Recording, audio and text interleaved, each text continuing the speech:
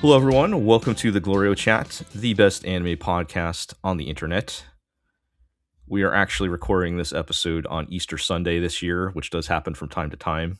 I think it's our custom to usually make a Kamen Rider crucifixion joke at this point. So I will do that on Zig's behalf, or Iroh as another Tokuwachu if you want to. But, sure. Even if there is no God or Buddha, there's Kamen Rider. Yes, won't you believe in him? Everyone take a moment to remember and appreciate the sacrifice that Kamen Rider made for you. He did die for your sins. So there you go. But as for our actual content of our episode, we have a lot to talk about because we are right in the middle of transitioning seasons. We have not had an opportunity to do our season wrap up for the winter season, and spring shows are coming out as we speak. A lot of them are out already. Many more are coming out. So I think we're going to primarily focus on wrapping up our shows from last season, and we'll get to as much of new shows as we can in the time that we have, but we will definitely be getting on everything else for next episode. So before we start, let's just introduce everybody. I'm Jel. I'm joined by Iroh. I'm still here. I'm not dead yet. Unlike the Valkyria Chronicles franchise. Oh, right. You mentioned you're playing... I've been playing 3. Part 3, yes. And the fan translated version. That was the one on... Was it on Switch? It's on PSP. No, PSP. Oh, that's the PSP one, right? It's the PSP one that didn't get translated and brought over. Oh, right. And there was one that was on Switch after that, though, right? That was 4, I think. 4, obviously, but yes, okay. Also good. Yeah. Nothing else is quite like those games. You're right. Anime World War II is a hell of a vibe. But also the turn-based tactics / a little bit of tower defense in there, with the way suppressive fireworks. Yeah.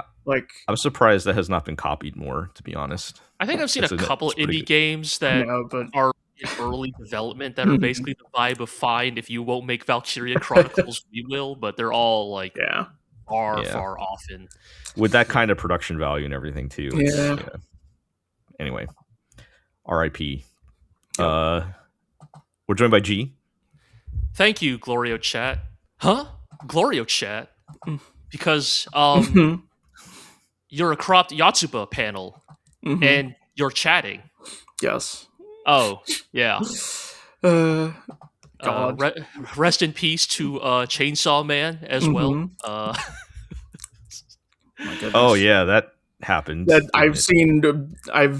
course, I do not read Chainsaw Man. Have not been reading Chainsaw Man, but I've seen enough parodies of that page going around that I feel like I have an idea of how Chainsaw Man ended. The thing I will say, and look, I am not going to turn this into I discuss the ending of Chainsaw Man. That's probably what I need another, Fujimoto sicko on to discuss comparisons between the ending of Chainsaw Man Part 2 and Fire Punch and how they reflect Fujimoto's complicated feelings about long-running stories. But, if the GLORIO Chat had a news section, I know we do occasionally speak on news, but generally we do not discuss we do that when we don't have time, when we don't have shows to watch. Yes. We are mostly a coverage podcast, but if we did news, I feel like the ending of Chainsaw Man would be a newsworthy subject. It's caused a lot of consternation, a lot of controversy, some might say. I will just say, if anyone's looking to hear my take on it, I will just say that in broad strokes, I liked the ending of Chainsaw Man. I think it has some shaky aspects I wish were maybe ironed out a little bit better, but I think thematically and tonally, it is, in fact, where I always expected the story to go. Nonetheless, I also recognize it is a very easy ending to mock. So I do not begrudge people in the slightest for it. My only question is it really, really over? That seems to be the case, yes. Okay. Famously, when Chainsaw Man Part 1 ended, I believe the ending page literally said to be continued. Okay. So there was already indication that there would be a continuation of Chainsaw Man. But with Chainsaw Man Part 2, it does seem like this is very much definitively the end of the story. Okay. Well, that's probably for the best. And, who knew popular manga has a controversial ending? Yes, I mean, with opinions divided. Right. I have seen a number of good memes going around. And again, I think sometimes these shonen power scaling types are quite tiresome, but I have definitely seen some good ribbing because, My Hero Academia ended badly, and the fans of other shows shit on them for that, right? The Jujutsu fans and the Chainsaw fans were like, haha, see, typical, of course, My Hero Academia would have a bad ending. Then Jujutsu Kaisen had an ending that people did not like, so of course everybody was like, haha, see, you try writing an ending. Show that is you are canceled a hero, or you live long enough to have Oob appear, right? That's a very good way of putting it. Man, that might be our title of the podcast. We didn't have to call this one wrap up because yeah, that's a very words to live by. You can give it a subtitle, I guess. Yeah. And then, but yes, I'll put it in the intro text. And I can hear the My Hero and Jujutsu fans running around the corner, ready to stomp out Chainsaw Man fans because I like the ending. I think it's quite good, but it is. I get it. It is a hard one to defend, is what I will say. We can't stay on this too much longer, but from what I've heard, none of them sound as bad as the My Hero Academia ending. But I would agree personally, but there are levels to this, right? Yes. But yeah. All right. Well, we are also joined by Artemis. It is good to be here. I will say, not news, but fun fact, I guess, of the day. People did not like the Chainsaw Man ending enough that they held a mock funeral for the author. So there were people, this was in South Korea, I believe. Okay. There were people out on the street holding a big mock funeral and chanting like Buddhist chants for the soul of the creator. Wow. Man. Wow. Well, maybe they should all... Since Kentaro Miura has been venerated as such. Maybe they should all go read or watch Look Back or something. I don't know. I mean, there's never... the song one, right? There's never a wrong time to read Look Back, or it's yes, true. listen to my song, or listen to the song. Yeah. All right. Well, let's dive into the anime talk. Like I said, we're going to wrap up things that we were watching last season, and we'll, depending on time, talk about some things that we've already started to watch for next season. And we will start with a lot of these, like half of these shows are confirmed to be continuing later, but not at the moment. Starting with Oshi no Ko season 3, which ended. And Artemis, did you have any kind of final thoughts on where they ended up leaving off? Not really. That sounds. I don't know. It's a bit repeating what I've said before, but this show is just such a mishmash of different genres and ideas, and I applaud it for taking those big swings and not necessarily always playing it safe with anything really, but some aspects of the show just work better than others, and I really don't care for any of the kind of romance or like weird triangle like situations or whatever. It just doesn't thrill me. And I don't think season 3 leaned too hard into that, but there were definitely moments where I'm like, okay, move on. Let's keep going with the plot now, Right. But yes, it is coming back for a season 4, and it's been confirmed that it will be the final season. So right, because the manga's been over for a while, right? So like the manga's been over for a decent amount of time. So I will watch season 4 because at this point I've watched all three seasons in full, so I may as well finish. I'm kind of in it for the long haul, I guess. I don't know how it ends. I would prefer not to know. but also that's, I don't know if that's really the point of the story or not. I saw some things by accident. I think I know what happens, but I'll just not say I'm nothing. gonna try my best. I'm not watching it, avoid... so it doesn't matter to me. But yeah, it'd be good if you can keep it from being spoiled, I think. But yeah, okay. Like season 3 ended fine. Like I didn't have any big beef with the way season 3 ended. It was, just a very much a to be continued with the rest of this plot when we get there kind of a thing. It didn't have any really major surprises, I don't think, in the final episode. Right. One thing I didn't like is that they bring back. I think last time I said I remember saying I didn't like the supernatural elements that much. Like aside from the fact that they are, basically isekai right into new bodies or whatever, right, or new lives. Right. There's this white-haired girl that shows up like just every now and again, and I'm like, can we not? Because I don't like. I don't know what she's supposed to be, if she's some kind of god or a supernatural entity or whatever, but can we just not go there? I don't give a damn. Yeah, the mechanics of why they were reincarnated are not important at all, right? Right. I just don't care. Like they are the end. Like that's it for me. And so they brought her back in the last episode to be an actor in the movie that they're going to make. So I guess that confirms that everyone else can also see her, and it's not just a thing that only like Aqua can see because he's reincarnated or whatever. Because I thought maybe it was just like in their heads, like some kind of psychological,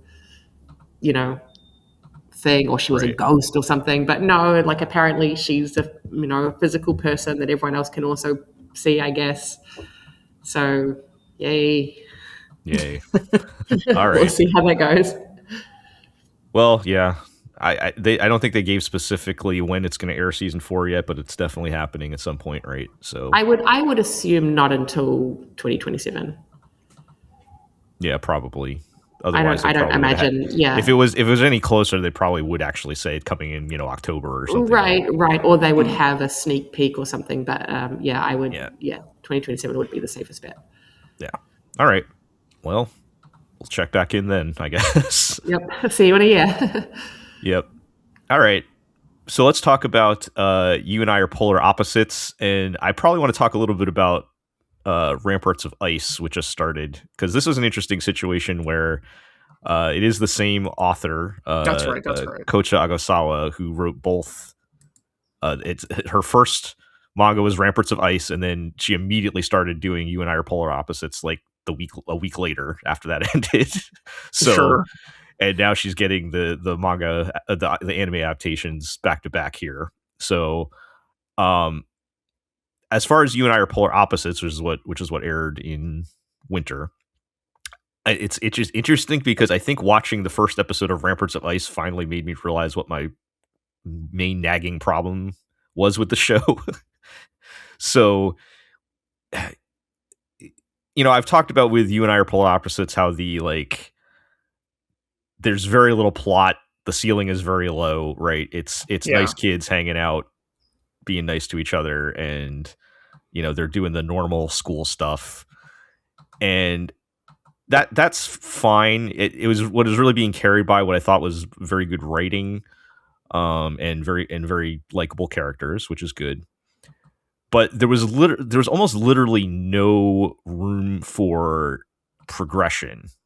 So all of the characters, when we meet them, yes, they have their anxieties and issues and problems that they're dealing with, but they're already aware of them and are finding ways to manage them to the point where nothing is unresolved past that episode or even the same scene, right? So right. None of the characters are really becoming better people or anything because they don't really need to be, right? There's no room for growth or progress or anything. And so after a while it started to wear down on me, where it's we're kind of just doing the same thing, guys. It's nice, but nothing to grip onto. The final stretch of the last 4 episodes or so since we last talked about it was they go on a class trip. And all the stuff happens on the class trip where they go sightseeing, and we now have 3 couples at this point. That's they all go on their little mini dates, and it's very sweet. And it's well written and well done, but it's like, we're not going anywhere. And it's like, I think my point was like, if you don't have plot, I at least want like to see like, character development or people, learning and growing or something, right? Get us somewhere that we weren't in episode 1. And there's not like a lot of that in this show. And I think that's kind of made it start to drag for me toward the end, to where I was like, I enjoyed this show, but I'm also kind of glad it's over by the end. Yeah. Which was, I figure we might as well talk about Ramparts of Ice, because I feel like it's tied very much, because there's a lot of parallels to be drawn, and it's the same author and everything, right? But I felt like watching, and I think Artemis, you said you watched it too. Is there only one episode out now for that? There's only one as of recording, and I didn't. You go first. Okay. Well, I'll just kind of tie it back to my thoughts coming hot off of you and I polar opposites, and then Artemis, I don't think you watched that at all, right? So you're coming in cold. You can tell me. Oh yeah. I didn't watch anything about. So polar opposites. It was interesting because Ramparts of Ice felt a lot more. First of all, down to earth. Everyone has like normal human hair color, and like everything is like normal earth tones and stuff like that. There's still some sort of like visual abstract stuff going on, but there's a lot less kind of bouncy cartoony things. There's a little bit of it, but not quite as much. And I feel like it's supposed to be it's a little bit more of a serious story, because it's like playing off the main girl was getting bullied ? I guess she was getting bullied a little bit, and that kind of caused her to put up the titular Ramparts of Ice around her as like a defense mechanism, where now she comes off as cold and even a bit intimidating to everybody now that she's in high school. And while I don't think I necessarily like this as much, and certainly not more than the other show, I do think there was at least more potential for what I was saying, having some character growth and progress that was not present in the other one. There's a clear like potential trajectory, right? Like right. Where obviously the goal is to, have this girl sort of open up through the various friends that, potential friends that she meets in the first episode, right? So I think having that context helped. But Artemis, what did you think of the first episode with no other?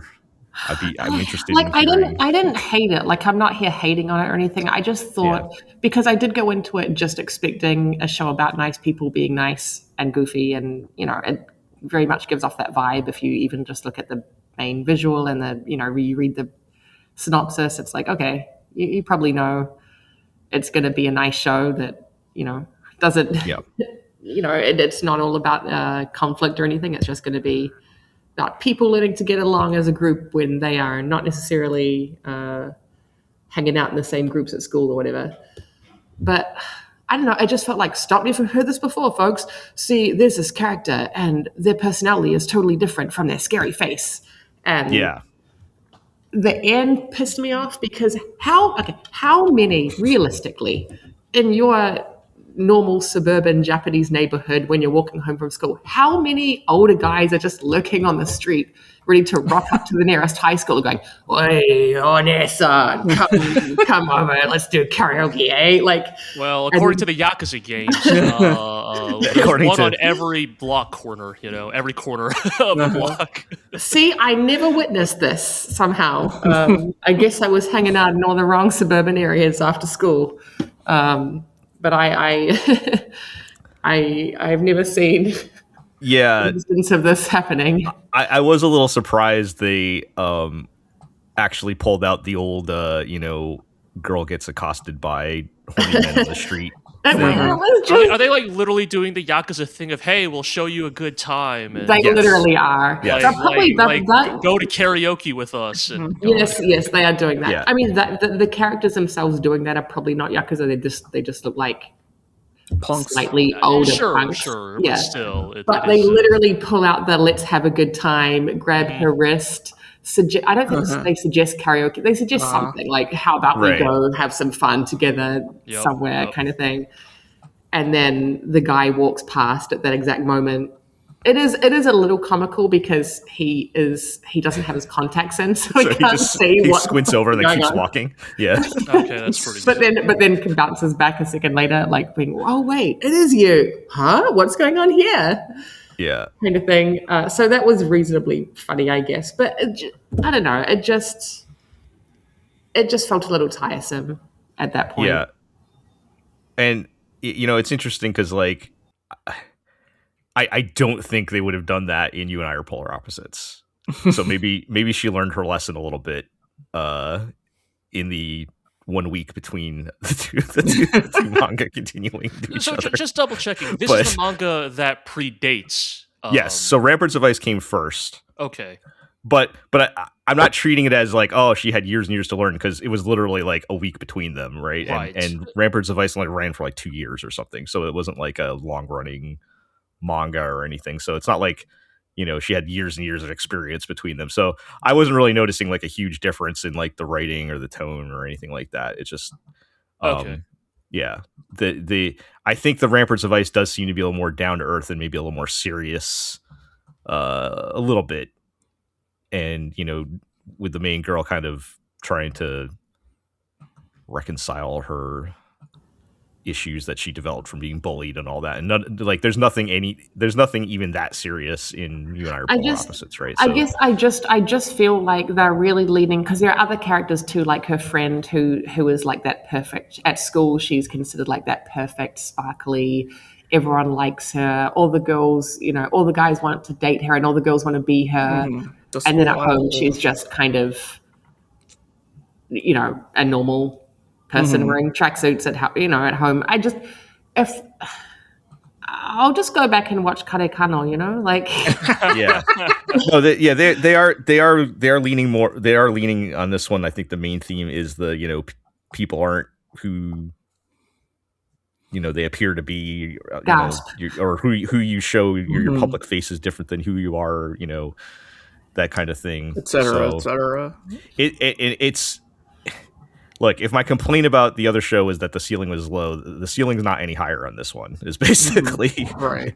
It might be like an inch higher, but it's still, they're still not really kind of breaking the mold, and they're going to have to get by on writing and characters, which I didn't feel like made as strong an impression on this one either. So I don't know. We'll see. I'm personally going to give it another episode or two just out of the goodwill that I had left from the other show. But like I said, I was also kind of felt okay with being done with the other one. So we'll see. I think I'll probably pass. It's not bad. Like I said, I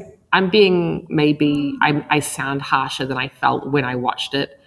It's just a bit ho-hum. I'll give it a solid 5, I would be much less inclined to watch more if I hadn't watched the other show, for sure. I can totally understand that. Okay, well, let's move on. Isekai Office Worker, that wrapped up, I'm assuming. Yep, that one wrapped up. I don't know if it'll have a to be continued. They might have the material for it. Maybe. I'm not super familiar with the light novels. They might. I wouldn't complain if there was more, but it didn't end on a cliffhanger or anything like that. Like, it was just a nice, wholesome and our ending. Journey continues. Our journey continues. He did not, find a way to be transported home or anything. They didn't really mention it again as such. They wrapped up the investigation they were doing with their church, and the romance is reciprocated, so all tied up neatly in a bow there at the end. All right. So they got it in a spot where they could end it here or continue, but they could continue if they wanted to. Like, if they felt they built up enough material to warrant 13 more episodes or whatever. They might. I don't know how well the show did like in Japan, like in terms of sales or anything. I wasn't really keeping track of that kind of thing. Right. Mm-hmm. I could maybe see them coming back to it in, 2 years or something like that. But yeah, it was a perfectly fine ending. There's nothing like it felt like a complete story. That's good. Pretty much. So it was very nice, very wholesome. Yeah, it was. I don't really have anything too negative to say about it, honestly. Like it did its job. Right. It had a job. It did it. Good work, everyone. Mm-hmm. Good job getting a explicit BL show out there that seemed very nice, and I didn't have any complaints about like the characters being gross. Right. Yeah, that is an accomplishment. You can do it, folks. You can do it. If you need if you need to know that it is possible to make a BL show where the characters are all actually pretty nice people, the main characters, then it can be done. It doesn't have to have a weird age gap. It doesn't have to have any coercion. It doesn't have to have any be consensual. There doesn't need to be any unhealthy obsessions. You can do it. It is possible. It is possible. The possibility space has expanded. Yes. Yes. All right. Very good. So let's talk about Frieren, Beyond Journey's End, Season 2. Mm-hmm. When we left off, they were fighting the Snake Man, and I was pleasantly surprised that did not go on quite as long as I expected. Mm-hmm. I thought it was an appropriate length. We did get a cool fight, I guess, where Stark and that other guy should have been dead like 8 times, but hey, whatever. It's anime. Man, the only hit point that matters is the last one. Look, I can't defend the wizard tanking it, but look, man, Stark's a fighter. He's got that, he's maxed out con, It's at level 20 you get like 3-second wins or something, right? Yes, so, he's fine. No, I think overall, like, it's a perfectly fine, like, Sakuga spectacle capstone to end the season on. It's we've come to expect that with Frieren. I will say I probably do owe the show an apology over the last like 6 months I've talked about it, because clearly I completely forgot when the Golden City arc actually happened. I guess I just forgot the existence of the span of time covered by season 2 here. I think the arc that is coming up next took up so much space in my memory of Frieren that when I talked up, this is where Frieren goes bad. I didn't mean season 2, my bad, but now I'm right. It's season 3. Season 3 is when Frieren goes bad. Oh man. But so, in all seriousness, I do think season 2, like, I think it is actually the thing I would actually say about it, especially coming off of Magic DMV arc, is I think season 2 is a good return to form of I think a lot of things that we personally like about Frieren. The vignettes, the anthology style storytelling. Yeah. I could see G how you're saying though, like, I'm not going to use the word filler, but like in years from now when we're looking back at Frieren after watching 3 or however many seasons it ends up being, how much of season 2 are we actually going to remember? Like, yeah, I mean, as much as it was fun to watch, we'll probably remember. Hey, remember when they fought the 4-armed Snake Man? I guess. Remember when they like stuck around to find some old beer? Like, yeah, I don't know, like, because a lot of those things I don't remember from season 1 either at this point, right? So, like, sure. I don't think that's necessarily not the essence of right, like a bad thing, right? Like, I'm not saying it's bad, but it is like an interesting. Like, this is going to sound like the most like pseudo intellectual cope ever, but I actually do think there's nothing wrong with a work that you don't necessarily remember well. If you remember the like enjoyment and emotion you had while watching it, then it is not necessarily a bad thing if it wasn't super memorable, which I think is kind of Frieren's whole vibe, right? Is like, and I mean, and in some ways it kind of leans into Frieren's own, like, every time they go somewhere and Frieren's like, Oh right, I forgot in this zone. Like I forgot in this area there was a dragon or a dude building a bridge or whatever. It kind of fits the vibe. But this yes, is where the cat finding side quest was. Right, exactly. But I do get what you're saying, Jill. Because yes, I think I can definitely see how a certain type of anime fan would look at this at season 2 and call it a holding pattern or filler or what have you. Especially in relation to what I think is going to be the season that I bet a lot of people will like season 3. Is the thing I will say, because sure the certain types of people, right? Yes, because what they tease at the end of the last episode of Frieren here is the introduction of the next arc, which is the Golden City. It is we reintroduce Denkin, the older mage during the DMV arc, kind of returning to what is revealed to be his hometown. This city that has been basically sealed off for decades now. As a result of a demon basically I forget how much they revealed, doing some bad shit in this city. And yeah, they didn't say very. I don't even remember if they said anything about a city or anything. They said some very vague stuff about the Golden Land. Yeah, very vague stuff about Denkin let her go or whatever, right? Like that's kind of all they gave us. Yeah. But the point is, yes, we will be returning to a or Denkin will be returning to a place of pivotal to his backstory, to his origins, and also Freyren's party will be there for some reason. It will take 100 years. Again, like this, sort of like magical DMV. I think Golden City will be the hype moments in Aura season for the shonen fans. Right. Like, you will probably see Frieren cast a black hole again.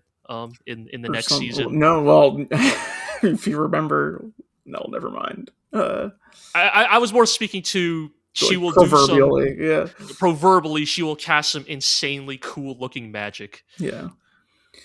I think manga wise, when if we measure by time, like real life time, due to the number of hiatuses and stuff, I believe that next arc was the length of the entire manga up to that point,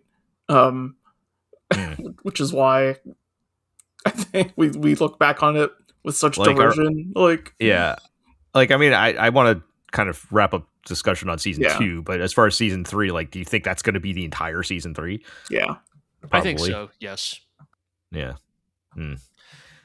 But season 2 makes definitely yes, but it does make it a little weird then that obviously I think an anime of this production value should take the time it needs, but they did announce that season 3 is coming in fall of 2027. I believe someone put it as that is more than 500 days away from today, which is is that the farthest out we've ever gotten a specific season announcement? I would say. I think in terms of waited longer. In terms of giving us a specific time. That's what I meant. Yeah. On the day that the season ended, right? Yes, that's a very long gap. Usually they'll say season 3 coming, but not give us a time, and then sure, maybe it takes a year and a half or whatever, right? But to declare it so boldly is actually quite unprecedented, right? We are used to the so and so will return, and then 6 years later we're like, shit, DOROHEDORO's back. Kaimon and Akane will return, and then 6 years later, yes. So to actually announce it, anyway, the reason I bring it up is obviously I think the old era of continuous episodes, from season to season, just isn't viable from both a financial perspective and a labor perspective. Right. I think it is for the best that they take a year and a half to animate what will almost undoubtedly be a very visually demanding season. Nonetheless, we've talked about this many times. It is a weird place to end things for now, because you're gonna because the way it's going to feel to viewers is that season 2 will basically have felt like nothing but quote unquote filler, and then season 3 is just going to be foot to the pedal from start to finish. Maybe they'll I don't know if this is realistic or not, but maybe they'll make season 3 a 2-core maybe. How many episodes was season 1? Because season 1 was longer than season 2 was short. Season 2 was 2 core, right? Yes. And yeah, so maybe they'll go back to the 2 core, actually, you know? Could be, yes. Could be. I don't know. Is there enough material to adapt after Gold Namek? I couldn't tell you. Yeah, well, my sense of time has been so messed up. I was just thinking, at least if they did do a 2 core, would that give them the space? Because I haven't read the manga. Would that give them the space to I think it would. put in more filler and take their time more between? Maybe. I think it would. I also don't know if necessarily they even need. Again, this is where we often use Berserk as an example of this, but where the real felt time has distorted our perception of how long these arcs are. If I pulled up the manga right now, I might find out that, the Golden Land is 8 chapters or something, and I go, oh, well, now I feel foolish. But because it took 2.5 real years to get through it, that right, because there were delays and stuff, right? Yes, I mean, speaking of Frieren, currently on hiatus. Yep. So. Yeah. In the middle of a long, protracted battle arc, I might even add. Yeah. So. Yeah, I mean, I'd been theorizing that season 3 would be a movie, right? I almost wish you were right, Iro. Yeah. Well, time for the non-canon side movie for Frieren. Have we reached that point? Frieren and crew go to non-canon island. I think it's popular. Frieren versus Super Android 13. Yes. It's popular enough, I think. I hate anime movies so much. Even if there's a good reason for them, I still strongly dislike them. I do not like anime movies. I will not go to the movies to watch an anime movie. Stop making anime movies, please. I don't mind it, but I do understand the idea of having to sit down for 2 hours just for an anime can feel. No, it's not. It's not that. It's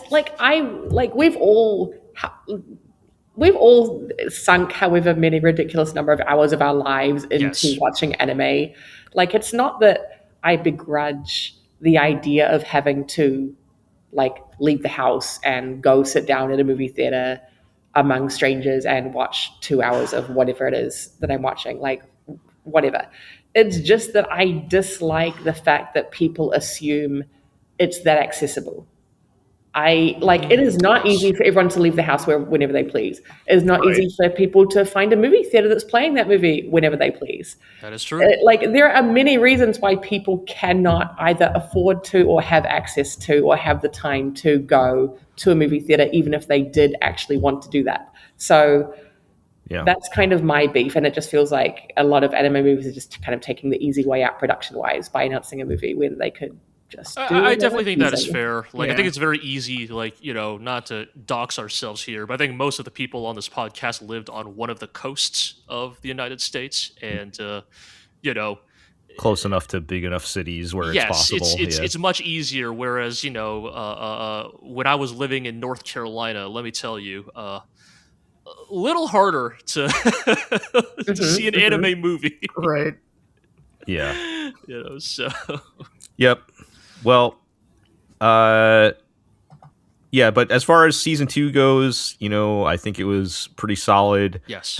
The actual last episode was kind of, I don't know why it took them 200 years to build that bridge, but whatever. I was a little that seems. Right, I was expecting wait, so is the bridge gonna be paved with gold, or no? I think that dwarf bad at his job. Good dwarf's got to step up his game. And then I thought maybe that itself is not the bridge. Maybe that's just part one of the bridge, but actually the actual bridge is it's just a bridge 500 miles long to go over. It's like a 40-foot bridge, if even. Right? It's but the build up was they have to cross a huge ravine, and the bridge is going to be 300 miles. Every time I was every time I was like, well, maybe, and then I was like, well, maybe he doesn't have any help, and then they'd show somebody helping him, and they're like, well, maybe he doesn't, and then they'd show the supplies coming in. I'm like, it did not take 200 years. It's so RPG logic, right? Of there's a one tile gap, but this tile is impassable, so you need to do the whole quest to make a one tile bridge, right? They have to be crossed, and it just uses the same bridge sprite as everywhere else. I mean, Right. my theory Like- is like maybe he didn't know how to build a bridge, and like he spent the last 200 years learning through Studying. trial and error. Learning engineering. Yeah. Like, Well, the one slightly reasonable explanation I came to is that every time he went out to build the bridge, he would be attacked by monsters, so he could only build like one slot a day. Well, I don't know. even Like, then, it's like if it's a goddamn these monsters keep attacking me while I try to build this bridge. Maybe in those last 200 years, you could work to earn the money to hire adventurers, right, or hire a party. to kill the monster. You know, 200 like, years is a long time. 200 years is an insanely long time. Like, imagine if you live for more than 200 years in perfect health, like. There's a lot of things you could do to build up the resources required to build a bridge. If I had started building a bridge in 1826 and I was still working on it, you know, that would be a little weird. But yeah, that was just funny to me, though, right? But it was pretty good. I think the main purpose of the last episode was setting up the ending of Denkin appearing, right? So yeah. I think what's going to happen is, you know, in my years from now conversation, somebody's going to watch Frieren end to end, and season 2 is just going to be a part of the whole journey, right? Like it's even if it's not even if none of the individual moments are that consequential, it's you know, part of the whole journey, which is consequential, right? So we'll see. We'll be back to that next year then. So we'll see how it goes. All right, let's talk about Journal with Witch, which is one of the other shows that actually ended on this list. The last stretch since we last talked, I feel like was much more focused on Asa's side of things, as she was getting ready to perform with her new band. She is now going to be the singer for the band. I could definitely see that I'm trying to phrase this in a way that doesn't sound a lot more harsh than it's what I'm thinking, but I felt like some of it was kind of falling apart for me a bit toward the end, where it was like there was a lot of just telling Asa stuff. Like there was a lot of like standing there. I forget, there was one part where they literally just get on a Zoom call with somebody to tell Asa about feelings. Like, yes, right. It does happen. Where it's like, you talking know, to her friend. It's like, you know, Asa, sometimes you don't know how people feel, but you know what? It's okay because they don't know how you feel either. And it's like, okay, I think we got this point covered, folks. That, and just from like a personal side, I find Makio's story more interesting. You know, Asa's story is fine. Like I think it's good. You know, no problem with that. But you know, I find that a little less, I guess, relatable, but and maybe territory that we see a lot more often in anime, right? But you know, overall, I think I still think it was very good. I don't know if you guys have any other things to add for that, as far as what you thought about the last couple episodes. I think I'm ready for the spin-off of like there are a couple of characters there that I thought we were going to dig into more of their backstories, and we just kind of never got there. So I'm waiting for the inevitable spin-off where her classmate struggles with becoming a doctor after the whole like test. Oh yeah. Yes. Yeah. Which was a real life thing. Yes. So that was drawing very much from reality. Like that exact thing happened. Yes. And it was a pretty big scandal, but that was, you know, I could have used a bit more. I know it would have been counterintuitive to the story they were exploring, but come on, I'd watch that show. I do think what you're speaking to, Artemis, is a bit of a feeling of. Now I know this is an adaptation of a manga, right? So, yes. And it does seem like maybe they had to rush to get to the ending they wanted, right? With the flash forward and all that stuff, right? And I think I kind of feel that way of like on paper, and I think that the developments that happen with these characters feels appropriate, and I would even say to a certain extent, you know, rightfully earned, right? Like this is where I wanted these characters to arrive at by the end of the show, and I think that much of the groundwork they laid early on helps justify a lot of it, right? I think I do kind of feel with Gel a bit, where I think the ending, like the last few episodes, start to feel, not perfunctory is not the right word, because I actually really, I found myself quite emotionally taken with many of the episodes towards the end here, but there is you start to feel a bit more of, or this is what it is, the mechanics of the story become a bit more visible, right? Like the prominence of yes, Chio is her name, like towards the end here feels a little like they really play it like, oh yeah, you know, Asa and Chio were friends, you know, like Asa really feels for Chio's situation. You know, she's gonna put on this whole like performance to like show Chio that I see you and I hear you. And I was like, wait, how often did these two characters talk to each other? Yeah. Next, I witness you. It also like weird, like random Mad Max reference out of nowhere, but you know, sure. Yeah. I did end up reading a bunch of the manga.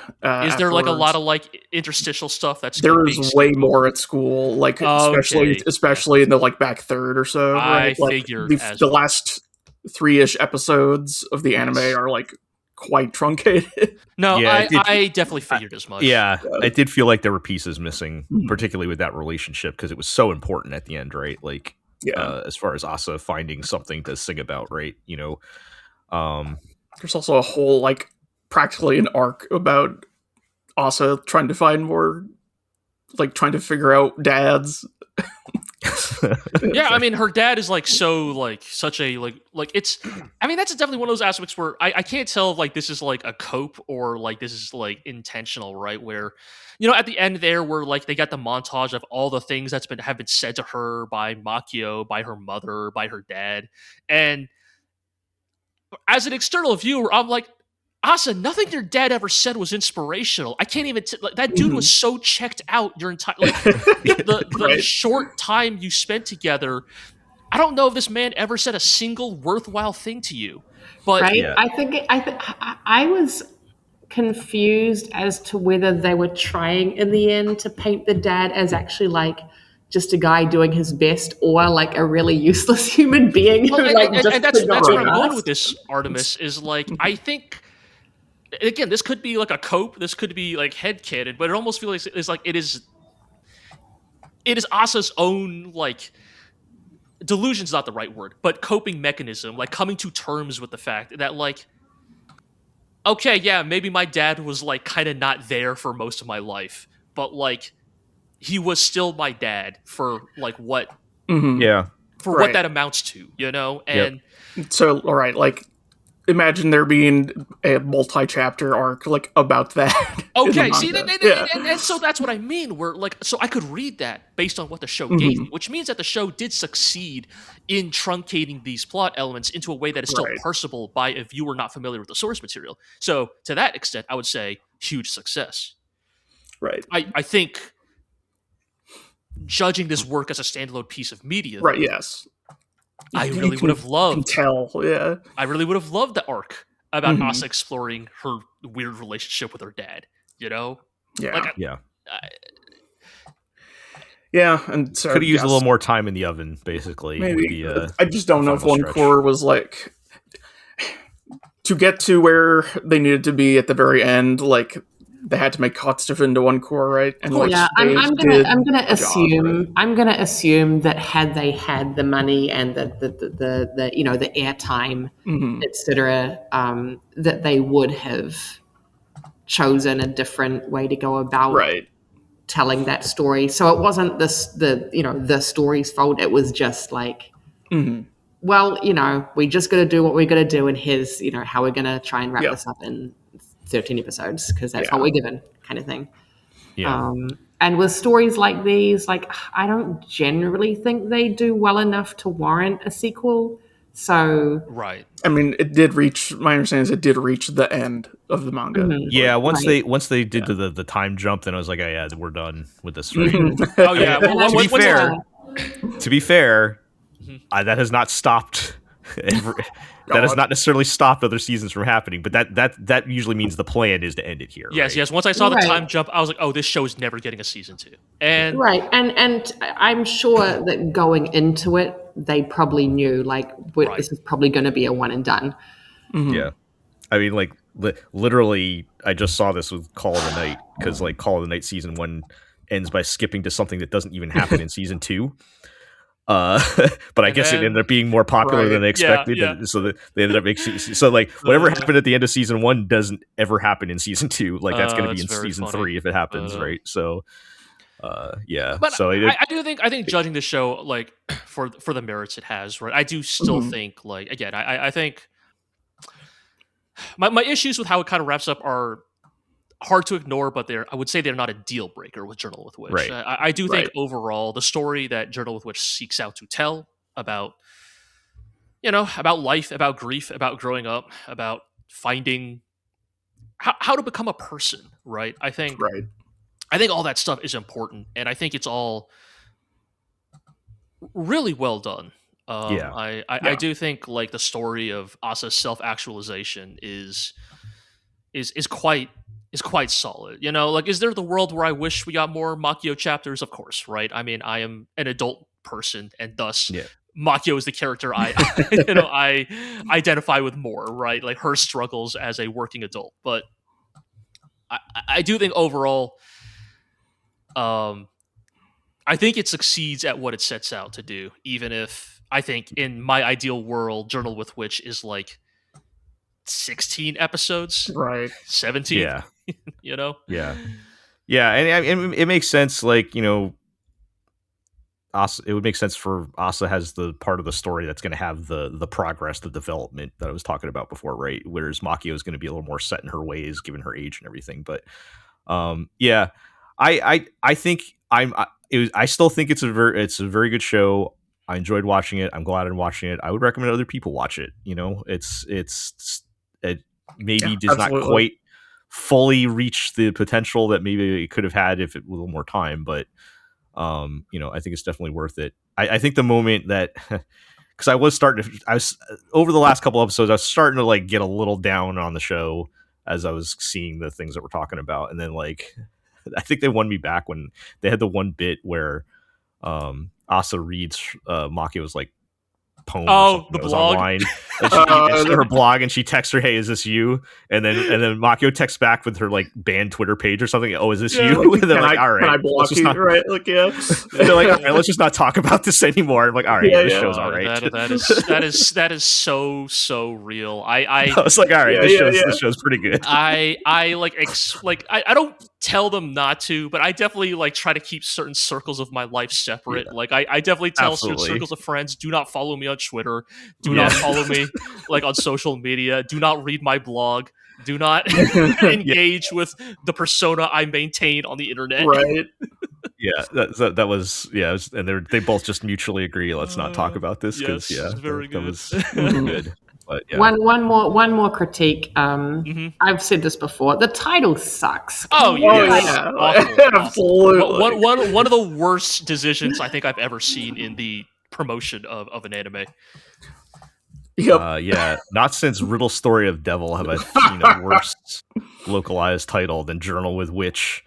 Because that's not even like it doesn't tell you anything about the show. It doesn't even tell you like the general type of show you're getting yourself into. Like, I don't know what I would argue that it puts in mind just a completely different. Yes, it actively works against completely. The show's like tone.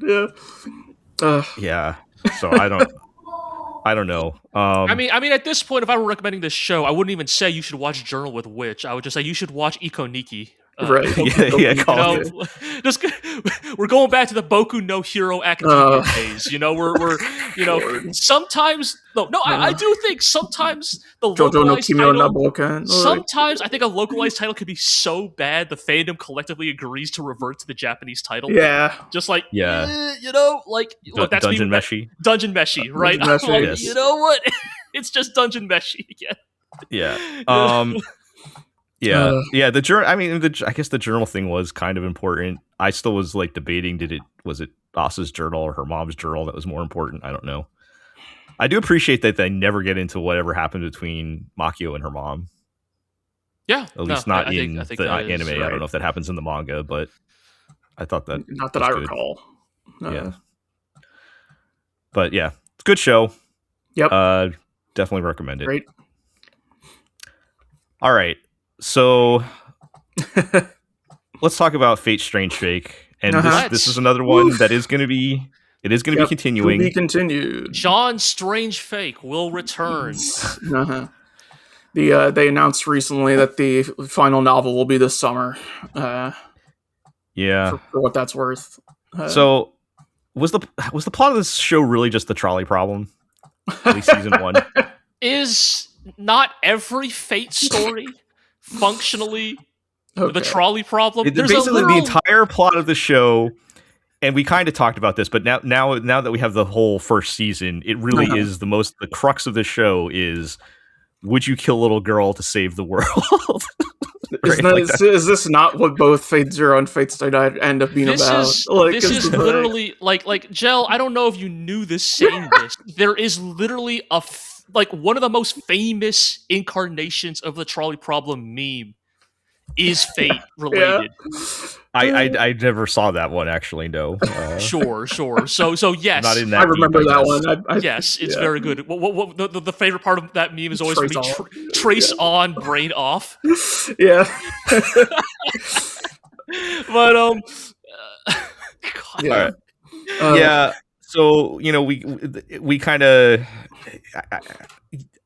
I always have trouble following exactly what's going on here, but it basically comes down to they get trapped in a reality marble or something, and then they got to either kill how do we get out? Find some other way to get out of it.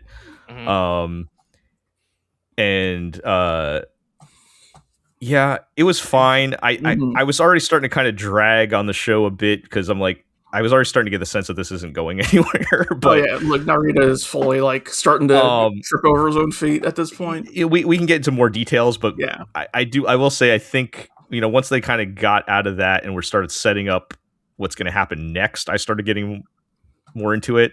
I will admit I totally fell for the Fate Zero nostalgia bait. It was cheap and easy, but I worked, man. Fucking seeing Akio Otsuka in the role again. I mean, it was cheap and easy, but it worked. I was clapping like a seal in my seat when the Fate Zero stuff came up.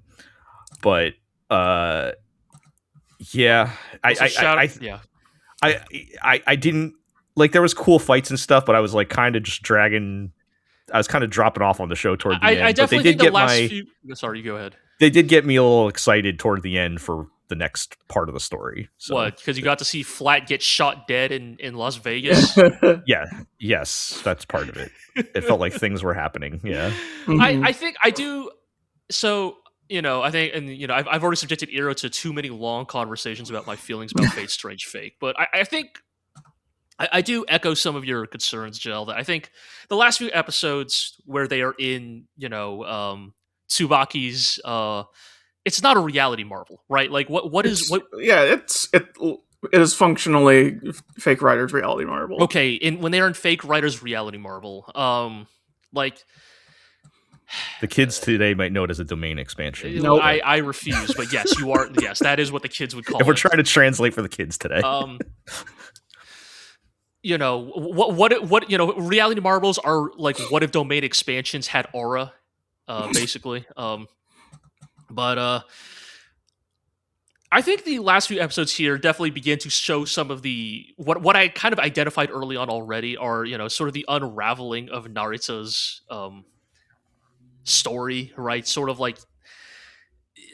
his weaknesses as a writer start to become more apparent around here. I think relates to you being oh, is Fate Strange Fake just like the trolley problem?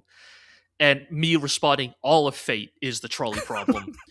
The issue here is that Nazu and Urobuchi, for whatever faults you may have with Urobuchi, both kind of understand that the point of the trolley problem is that somebody has to die, and thus like that is the like fundamental premise of the trolley problem, that like Right. and that is the fundamental premise of Fate itself, right? It is a battle royale, right? Like no matter how much you like these characters, the inherent mechanics of a battle royale means the cast must be pruned as the story develops. And Narita just can't bring himself to do it. Yeah, he wants to play with his toys more. He loves his toys too much, you know. He like it really feels like, especially here towards the end, like I really thought at least towards the end of this season we would start to see more major status quo shifts, right?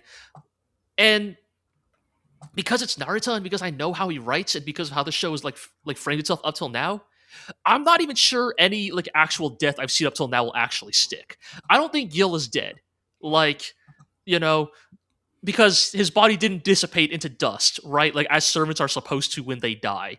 Yeah, right? they did not confirm Gil is dead. You know, I don't even believe. You know, I don't know if Tsubaki's parents are dead at the end of this season, right? Despite the fact they are like brutally gunned down by Sigma. Like they sure want you to think. They sure want you to think Flat is dead. I don't even think Flat is dead. But yeah, like I don't know. Despite the fact that he was literally shot in the brain, his head popped. This is Fate, dog. Like you could tell me Toko is right around the corner with a puppet body ready to go, and I mean, like, yeah, that tracks. You know, like, you know? Nothing would surprise me. Yeah. You know, like it's, and thus, if that's true, if all three of those characters I just listed are not dead, what has actually occurred in the events of season 1? Bunch of fights that didn't conclude. Right. Richard the Lionheart got to see the Fate Zero scene. Yeah. And I mean, hell, shoutouts to that. I will say, yes, it's a cheap pop, but like, I will say, I really loved, honestly, seeing Fate Zero animated in the strange fake art style, which I think just very cool. Very cool. You know, like I think Fate Zero was a looker for its day, but I definitely think a lot of its character designs look weird. You know, by modern standards, some screenshots of Fate have definitely not aged super well. Zero, I mean. Yeah. Yeah, I think like storyline wise, right? Like I think some of that stuff is neat, right? I do think like Richard seeing it's funny. A lot of people were joking online that in a lot of ways, Richard didn't even see Zero in her, didn't even see Saber in her most humiliating moment, you know. And then people proceeded to post screenshots of Shiro teaching Saber how to swim. Right, yeah. Or you know, Ataraxia, yeah. You know, some other things Shiro may be doing to Saber in former versions of the visual novel. I was like, if you really want to mind break Richard, like, the king I idolize, like you know, was met an indignant end. It's like, dog, Fate Zero is just the start of it. Like, you know, having that screenshot of her tied up by a caster. God, you know, like, not all masters have that much mana to just give. No. But anyway, I think some of it works, right? I think some of it, like, you know, I think some of it works out. You know, I think again, it is satisfying to finally see Ayaka and, you know, Richard kind of like actualize as a proper master servant, you know, duo, right? Like it feels like it took a little while to get there, but we're finally here. Yeah, I think it is cool. Anytime Hanse Cervantes does anything, you know. It's even if he's not fighting, even if he's just commanding his battle babe nuns to stab the ground, you know, it's yeah.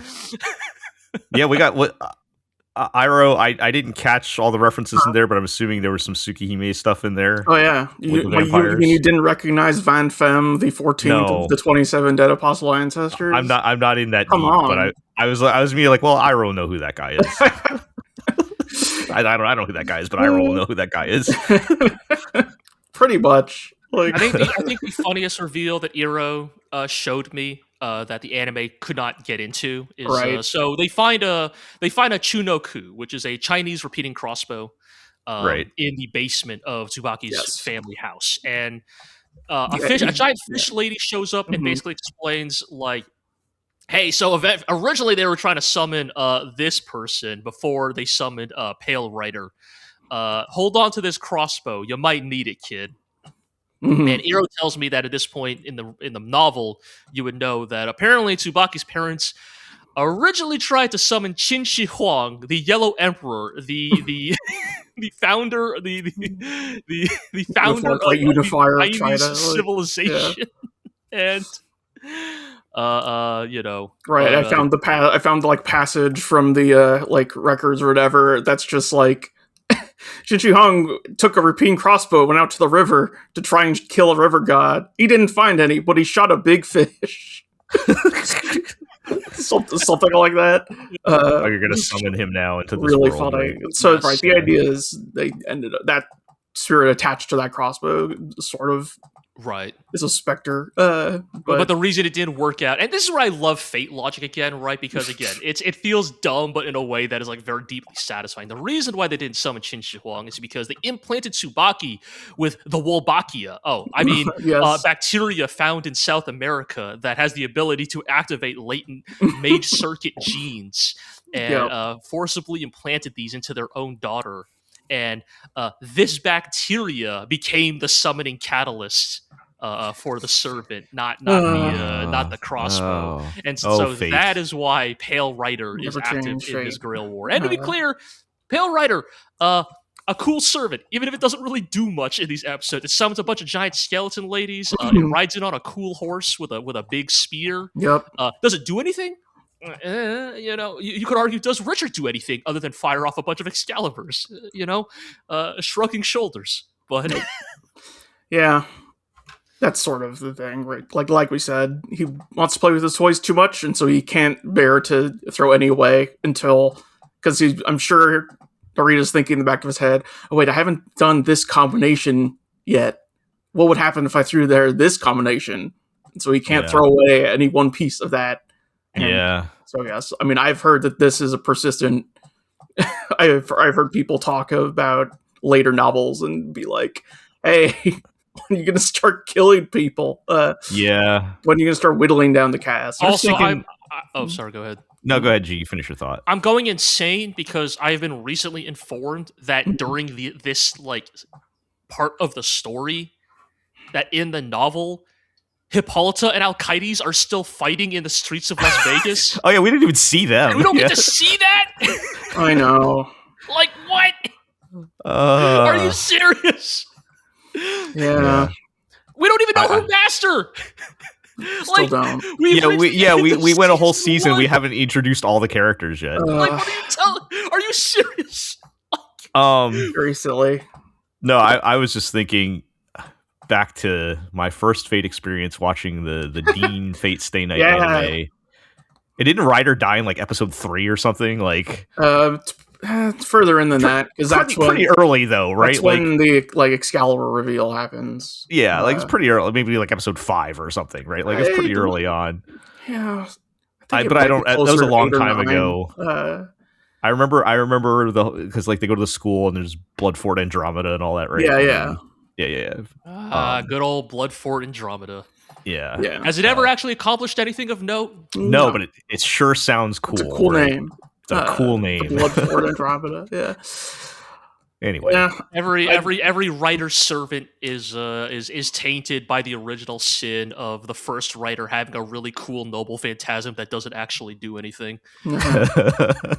Yeah. Breaker Gorgon. Yeah. All right. Yep. Well, I'm looking forward to season 2. We'll continue. Yeah, I mean, time to be determined. This is the thing, right? Despite all of this is like fun fan complaining. Mm-hmm. At the end of the day, I still had a really good time with this show. I think when taken as a whole, after the next season comes out, it'll be fine. Just maybe stopping here is a little frustrating. It's definitely a little awkward, kind of similar to like what we were saying about Frieren. But I do think overall, like, this is still some of the most fun I've had with anime in quite some time, right? Like there's a certain type of like dumb anime bullshit that only Fate is like really good at delivering, and I think Fate Strange Fake at the best of times is a better delivery receptacle for that bullshit than anything else airing. It's like, I don't expect this show to have like these sort of, and maybe I sound silly saying this, the like emotional depth of storytelling that like you'd get from Zero or even original Stay Night. Right. I don't think that's silly at all to say. I do think that like this is way more popcorn. Yes. Messing around, and like I'm okay with that. You know, I understand that. Like Zig, apologies, I'm putting words in your mouth, but I feel like Zig was disappointed that like there's not a lot of meat here necessarily. Yeah, I'm totally in that boat too. Right? It just it's a lot of frosting. Yeah, and I'm fine with that because I'm just like hee. It's Mad Feb, the 14th of the 27 Dead of Oz Ancestors. Yes, I mean, I am giggling my ass off when, like, again, like, this is where, like, Fate is secretly a JoJo, right? Where it's just, like, people, like, spouting bullshit, like, on the spot to justify their, like, deeply hypocritical positions, right? Like, they explain, like, Van Femme, a vampire, explains why he is denouncing Jessica Cartour, another vampire, because he's like, well, you see, like, vampires are supposed to be a rejection of humanity, but by summoning a servant who is the embodiment of humanity's greatness, and really, you're rejecting your own true nature as a vampire, so you suck shit. And then like, Van Femme, you're helping the humans. But then Van Femme explains, well, you see, like, my vampire code is I like humans, so I'm not a hypocrite because my vampire code is that I help humans. So I'm not a hypocrite despite doing functionally the same thing as you. Fuck you, and then just Cartour like falls over because like his vampiric sire told him to fuck off. And I'm just like, this is so dumb, but also this is like perfectly in line with fucking I don't know. The chains of Enkidu working on Hercules, right? It's just like, this is bullshit. My spear reverses cause and effect to always kill you, except for when it doesn't work. Except for when it doesn't. And those are the parts of Fate Strange Fake that, yes, just clap like a seal, right? It's very, very fun. It's only when I take a step back and I think about like no matter how much fun I have with Fate Strange Fake, I don't think there's ever a world where this becomes like my favorite entry in the franchise, just because it cannot, by its very nature, by the very way it's framed itself, cannot hit the same thematic depths of, say, a Fate Zero or even the original Fate Stay Night. Yeah, I mean, if we're putting words in Zig's mouth and saying there's no meat here, I agree. And then it's just a question of how big of a problem is that. And I do think it is a problem in its like hierarchy of the Fate franchise, perhaps. But in terms of just having fun, I'm having fun. Yeah. Right. I'm having a great time. Yeah, when I can temporarily take my critic hat off for a little bit, and just then a bit. We can get back to that later. But yeah. When is True Assassin going to do anything? Like we'll anything. Get there one day. He's just a skull face floating in a mirror. Who knows what he's doing off screen right now? Yeah. All right. We got to move on. Yeah. Okay, so that will wrap up the winter 2026 shows. And we have some time to talk about a couple of shows that we had a chance to watch for the spring season.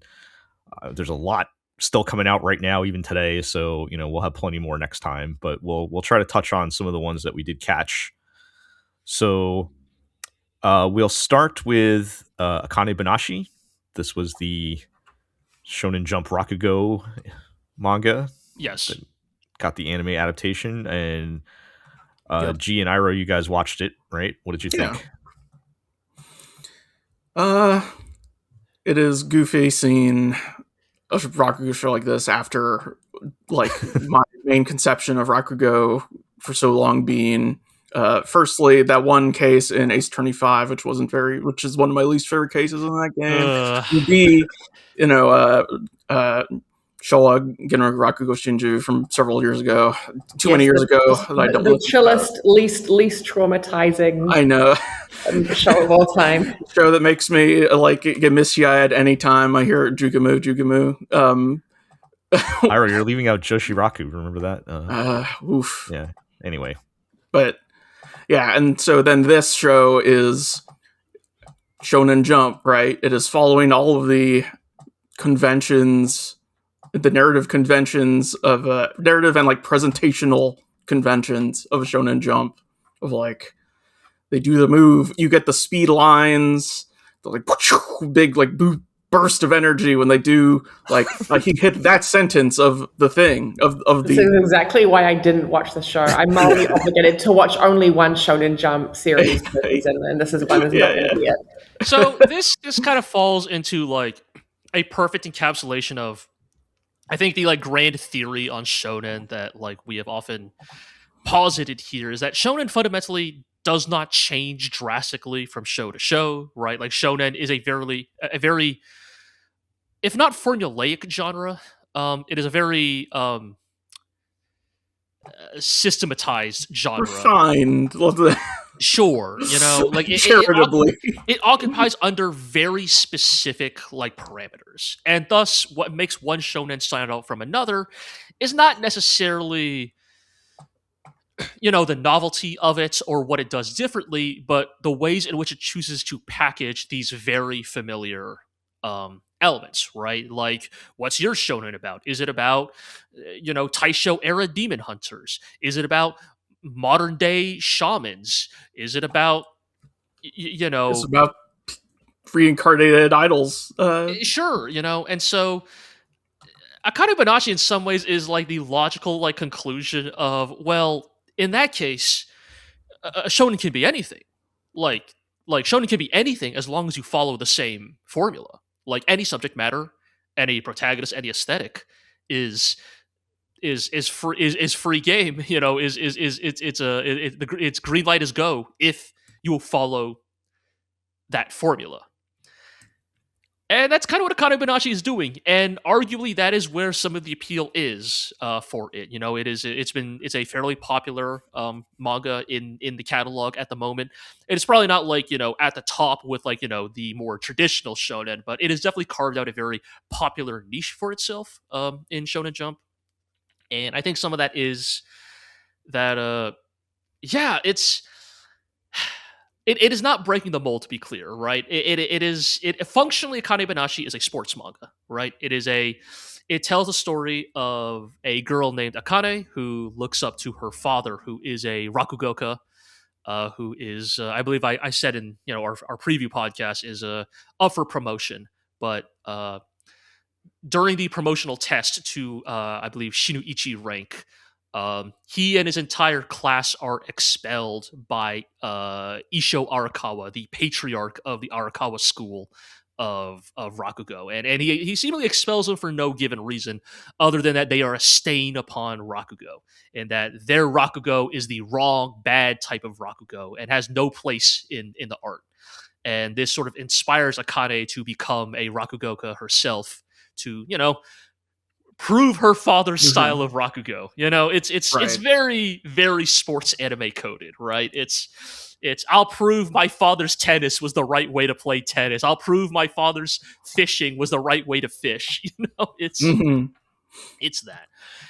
And I think, you know, this first episode is like, it's well constructed. You know, I think it's charmingly directed. I think Akane herself like is you know, what we get of her in this prequel, you know, she's definitely what I would call of a new generation of like female protagonists in shonen works that I would call I guess Gyaru adjacent, right? Like sort of like pseudo delinquent, pseudo like popular girl archetypes. Like her and Momo are probably the two main examples of this I think of that have become like weirdly popular in shonen.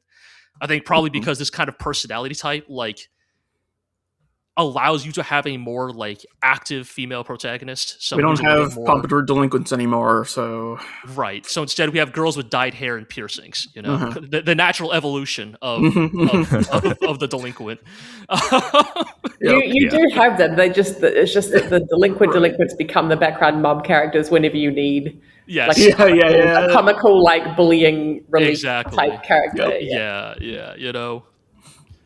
I mean, it's kind of funny because, like, even in this episode, right, where like Akane's father gets called into school because somebody is bullying Akane, and even then, the bully is like doing the like fake tears thing, right? So it's like in a lot of ways, a show that understands the new modern meta of how bullies operate in the modern day, right? They are not sneering villains; they are petulant shitheads who fake cry to get sympathy, you know. But yeah, I think whether I stick with this in the long run or not kind of depends on how they handle the Rakugo performances themselves, right? Because as someone who's read the manga, I think the manga is quite well made. I definitely need to shout out the art. The art by Takamase Moe is I actually really love the art of Akane Banashi. It's hard to like. It's not necessarily like the most like high level on a technical level, but like it has a very like charming hand drawn quality to it that I do like a lot. But are they translating that to the anime itself, or I think they're trying their best as always. Okay. Like his style uses a lot of like hatching, which is probably like the thing that kind of makes it stand out a lot. Like a lot of like traditional like not like screen tone hatching, like pencil or ink hatching, right? And so gives a very particular feel, and that's always going to be hard to capture in anime. But what I'm getting at is it's kind of hard to explain what makes Rakugo good through manga, which does not have sound or motion. So it has to rely on other shorthands, right? It has to have characters in a panel go, "Wow, that Rakugo's so good," and I, the reader, go, "Well, if he said it was good, it must be good," right? Their clothes explode, or like in their mind's eye. I think I'm very curious how the anime will handle it, right? Because the anime potentially has the opportunity to better communicate those aspects to a layman, but I think that kind of comes down to like if the Akane Banashi anime decides to be, is this a Rakugo anime with shonen elements, or is this a shonen anime with Rakugo elements? And I think that will probably bear out in the next few episodes, I think. Yeah. I think the thing that was kind of holding me back from watching it was the like is the novelty of translating something that doesn't normally fit the sports shonen anime formula into that formula going to wear off? How quick is that going to wear off? And I feel like probably pretty fast, to where at some point it's just going to be like, yeah, this is just a shonen sports anime, right? Like if they're not deviating that far from the formula in principle, like how much is that really going to be something I want to watch? And I don't know. So I've been on the fence of like, do I want to watch this or not? I don't know. But if they're doing a good job with it, maybe it's worth me checking an episode out. Yeah, I think academically, I think if for those of you who have watched Rakugo portrayed in anime, yeah, maybe the first episode, I have watched. Yes, I have watched. The other animes you mentioned, right? So, like, to be clear, I don't think like Akane Banashi is like making shit up. Like, I know the manga does have a dedicated Rakugo consultant, like credited. So, like, clearly they. And my understanding is all the Rakugo portrayed in Akane Banashi are real Rakugo stories, right? It's more like where are the liberties being taken, right? Like can you really tell God of Death in like 20 different ways that are all like that mind-blowingly different, or is that more just something you do because shonen needs ways to differentiate different characters, Right. So, all right. Well, I guess we'll check back if you guys stuck with it or not later, but it sounds like it's pretty solid at least, right? Solid is what I would say. Yeah. All right. Let's we're calling the audible here. Let's talk about Snowball Earth, because you guys said you're probably done with it, so let's just get it out of here. Yeah. This was the we talked about this because it is a mech show, right? It is a mecha show, right? We are obligated to at least investigate. Yes. This was the boy that goes to save Earth and comes back, and Earth is frozen over or something, and he has a cute, round-looking robot that he fights with. I take it wasn't very good, or not what you were looking for, at least. Yeah, this show kind of just sucks.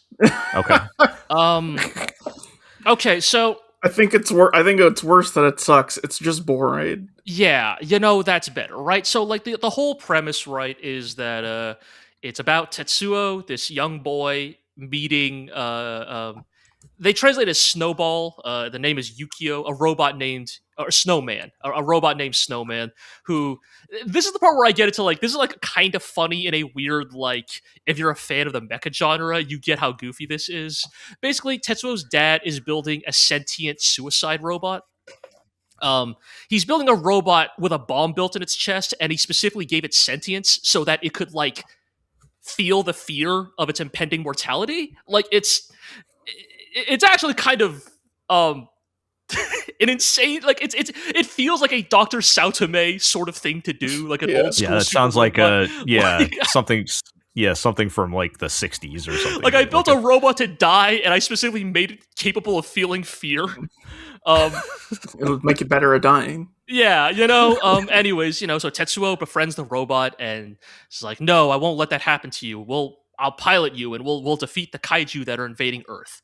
But the sort of twist, quote unquote, is that Tetsuo is like sort of meant to be the like joke of like he is like stricken with like anxiety and he is developmentally stunted because he has been piloting a giant robot since he was 9 years old and like was basically denied a normal life. He has been fighting the robots for like 10 years. And so he is a weird, like, stuttering, antisocial mess. But you know what? He's the only one who can pilot Snowman and defend Earth. Also, in the 10 years since the start of the show, they only built one giant robot. They don't say Tetsuo's dad died or anything. Like, I don't know why he couldn't just build more robots. Make more robots. Yeah. For some reason, there's only one, and it is up to him to stop the kaiju. And it kind of just doesn't work. Like, Tetsuo as a character, like, look, believe me, I know that being mentally ill is part of being a mecha pilot. That you kind of can't be a good mecha pilot unless there is fundamentally something wrong with your personality. So anime would have you believe, that. Yes. Mm-hmm. Yeah. Tetsuo's version of this kind of sucks. Like, it's not even the good Shinji Ikari, like, socially detached, like, loner. It's just like, They're like, well, I want to have friends, but I lock up if I talk to another person. Like, yeah, Gorl, type of protagonist. And yeah, not much, right.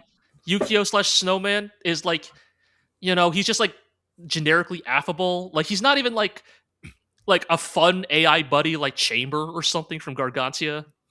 Where at least Chamber was fun because like he's an AI buddy and he has that like fun like robot deadpan like delivery. Whereas Snowman here is like just like generically friendly. Yeah. And then what? And then balls himself up like to kill all the kaiju. Yeah, at the end of the episode, he basically sacrifices himself to destroy the kaiju, and it's basically trying to like speed run the like emotional heft of like Gunbuster in like 20 minutes, and it kind of doesn't work because you can't do that in 20 minutes.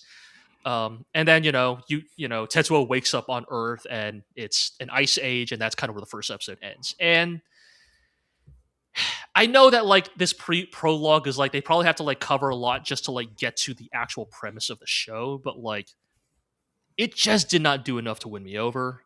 Also, selfishly, the mech design in this show sucks. Like, it's not good. Yeah. And like I'm not gonna watch a bad show with good mech designs. There's a reason why I don't like Aldnoah Zero, but like, good mech design can at least like smooth out some of the friction. Right. The show doesn't even have that going for it. And so when I read that apparently this manga was like recommended by Hideaki Anno and Hideo Kojima, I look at, whatever. Kojima I know. Yes, I know. Whatever. So what I'm getting at is this is like the most this show feels like an industry plant. Like unironically in the actual usage of the term industry plant.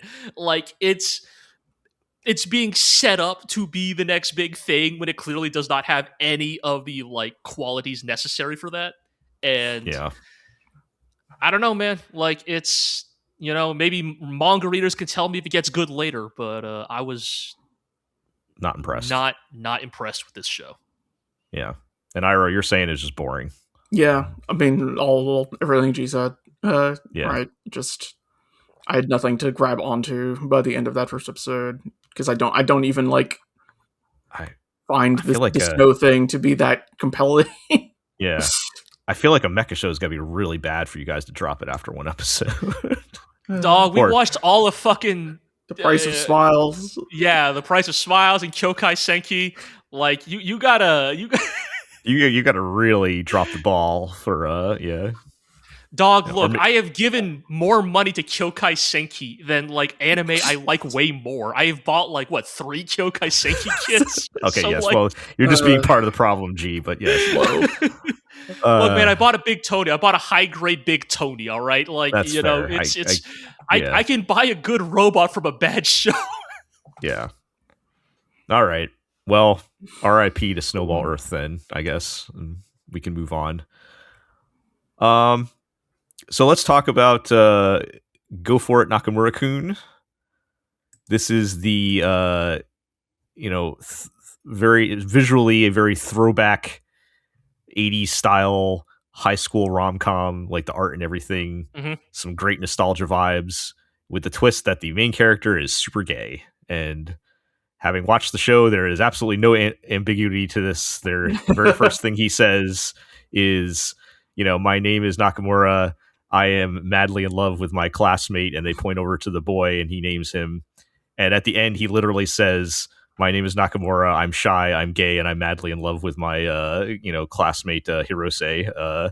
And so there's no ambiguity on that. Sure, which yeah. we've had plenty of anime in recent years where that's not a problem. But the I think the hook here is that you are mixing it into what if you apply this to like a classic 80s type of style romantic comedy. I my joke last time on the preview show was like, what if it was a Rumiko Takahashi manga where the main character was gay, which is a bit of a stretch, but visually, I think there's some validity to it. I think that is a fun gimmick, right? Because clearly, obviously, manga is such a diverse genre at this point, right? Like they're actually like if you're looking for like queer themed manga, like buddy, throw rock in any direction, like what genre, there's something there. But I think particularly in this mode of presentation, and that is quite novel.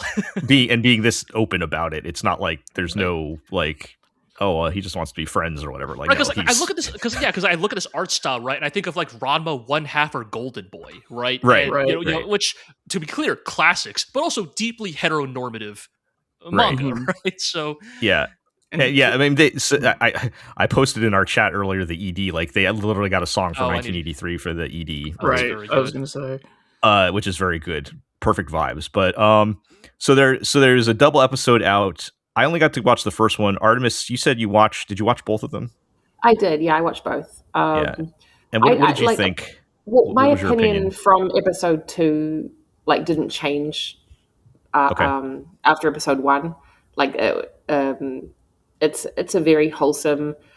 Now, if you want proof that it is possible for boys love, it's going to be clearly like a very like just extremely wholesome, extremely non-graphic. Like it's going to be very teenager friendly. It's going to be. I'm assuming it's going to be just like friendly for the whole family to watch. He is explicitly gay, but I do not think it's going to be explicit. Like I think it's going to be like just super PG rated or G rated or whatever rating it is. I don't know, but it's cute. There was some good like kind of chuckle worthy moments. Like I think it's the very first episode, and he's like, today is the day. Finally, I will introduce myself and say, let's be friends. Like, Yeah. At this point, to be clear, they've never, like, when the show starts, they've never even met. Right. He just saw the boy at the opening ceremony. He was like, wow, he's really cute. I love him. I want to talk to him. Yeah. Yeah. So his goal right now is not to like go on a date. It's literally just to talk to him and say hi and introduce each other and be friendly. Right. Yeah. So he's walking up and he's like, yes, like I've decided. I spent hours upon hours preparing for this moment. I have studied all the boys love manga in my collection. I have played through every scenario in my head and decided the appropriate response if B happens or D happens. And he's walking up to his classmate and his classmate drops an eraser on the ground and it just stumps him and he's like, ah! And there's like in the background, in detective shows when someone's thinking really hard and there's like scribbling in the background and a blackboard of diagrams. So that's happening. Right. It's like a the Venn diagram. It messed up his flow chart because he dropped his eraser. Yeah. And it's cute. Like it's fun. Is it going to do anything particularly groundbreaking? Probably not. Is it a cute watch? Definitely. It's a feel good light comedy series, I would say. Yeah. I think it's interesting because for me, I feel like the art style is doing a lot of heavy lifting here. Yeah, I don't want to say heavy lifting because it's like it's an important piece, but I don't think it's necessarily the only thing. But I do think a big part of the novelty is, like I said, applying, a gay main character into this very classic established formula, right? I mean, I just listened to this ED, and let me tell you, like, I don't think there's no, like, I mean, I don't know if I'm going to watch this show or not. There's a lot of stuff this season, but there's no world in which I watch this show if it is not channeling a lot of this, like, retro energy. Yeah. It's helping a lot in just having those vibes and just soaking in the nostalgia of that along with the story, and I do think as a if you did remove that, it is still a pretty solid, at least the episode I saw, it was a pretty solid romantic comedy. They do make he does eventually talk to the boy by the end, right? Like it's not, the whole show is not just going to be him trying to set up their meet cute and yes, failing. they do make progress just in the we are now socially understanding. Yes. We are talking and yes, so they do kind of establish contact with each other eventually, right? But I'm sure it's probably not going to progress much further than that, but they might by the very final episode hold hands or something. That's about as far as I can see it going. Yeah.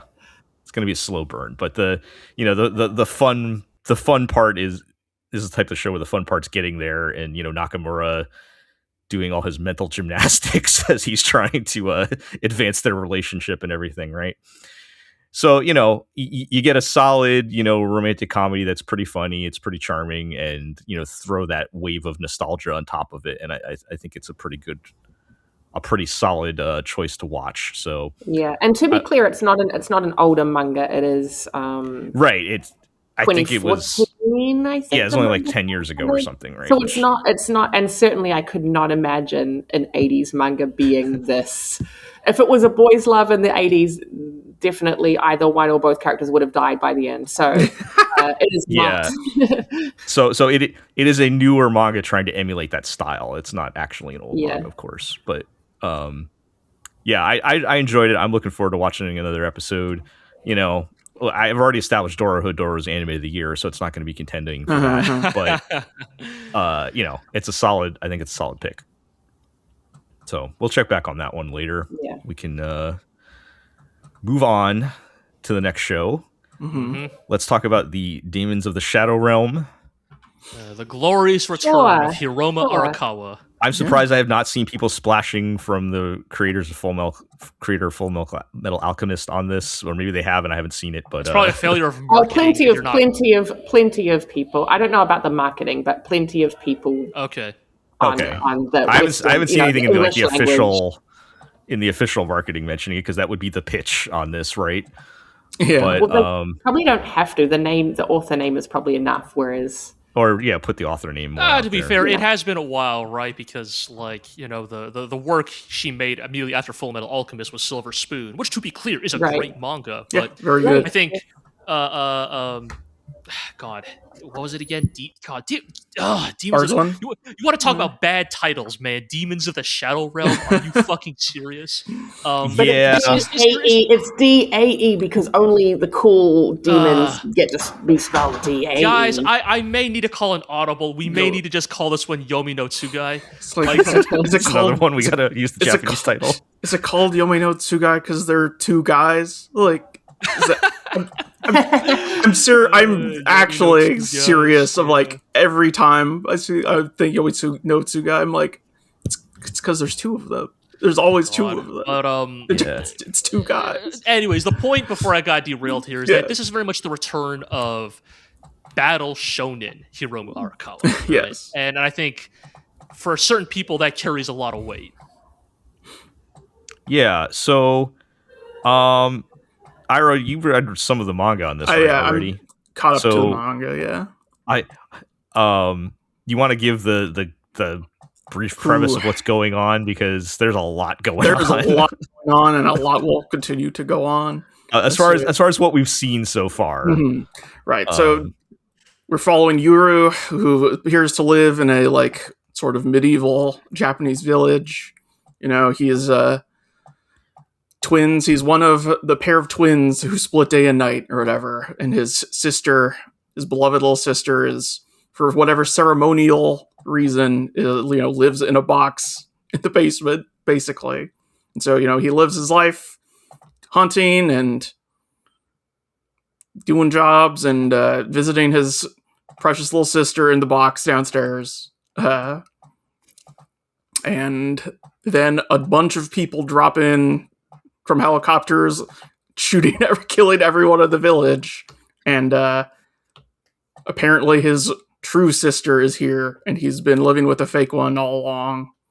Right. And they break the barrier, revealing they're in the modern day, right? And well, you got to get out of here, kid. And the only way you're going to survive is if you contract with your two guys, right and left. That's your Daemons, if you will. Yes. Yeah. So I don't think it's a spoiler to say that this is apparently happening in the modern world. Yes. I guess because like they literally in the first shot show like the airplane trails, right? And you're like, I even said they didn't show it in the trailer, but I said in a preview, why is that lady wearing modern clothes, right? Like right. Yes. So I don't think it's really a spoiler. That is kind of a little bit of a twist, I guess, because at your first glance you would not think that, right? Mm-hmm. But yeah. So and I guess they were trying to pick this kid up, and then he summons his two demons to protect him, and that's kind of where we leave off. So yeah. I guess so the first episode is a lot of setup. I don't know where we're going from here is my big question mark. I'm interested. Right. Question mark. What's going to happen? But I don't know. I feel like we ended with perhaps more questions than when I started by the end of episode 1. I think if there's I think it's a reasonable criticism of, for example, the manga of it brings up a lot of questions and does not always answer them immediately, or answers them in kind of complex ways, right? Right. I think for me, as somebody who started reading the manga because I was like, well, shit, it's a new Hiromu Arakawa, the GOAT is back, and then sort of fell off it, to be quite frank. You kind of put it best, right? That Yomi no Tsugai is probably Arakawa's most narratively complex work.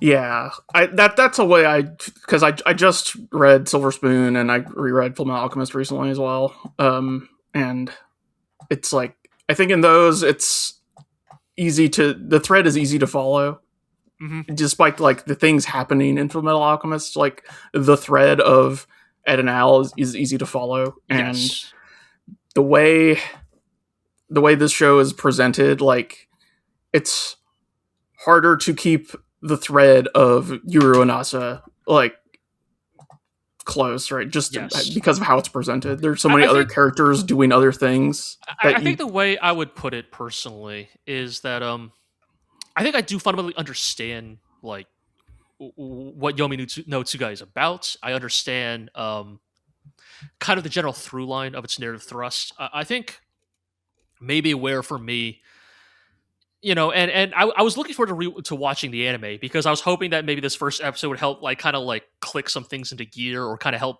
get me enthused about getting back into the story. So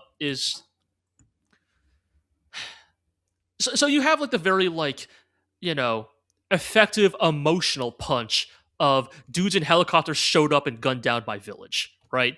And now I got to summon demons to fight back, right? Like there's a very like intense opener here, right? There's a girl in a red hood literally slaughtering like men and women left and right, like and something's got to be done. And I think sort of similar to like Full Metal Alchemist. What is it? Ed and Al we gotta make up for the big fuck up we made as children, right? And that's the through line. So even as they're explaining, the state alchemists and the government they live in and the Ishval War and the nature of alchemy, you always have that core of Ed and Al's personal journey to hold on to. Yeah. I think in some ways, like Yomi no Tsugai feels like the development of an author who is like more confident in her ability to handle complex stories, but as a result decides to jump into those aspects a lot faster. I am sort of the mind that I think Yomi no Tsugai probably would have really benefited from like probably a few more chapters or an arc of like Yuru and Ryu kind of just like, I'm not spoiling anything here, just like on the lam and like coming to terms with like his demon powers and you know what I mean? Just like more like, look, we got to fight a couple hollows of the week here, right?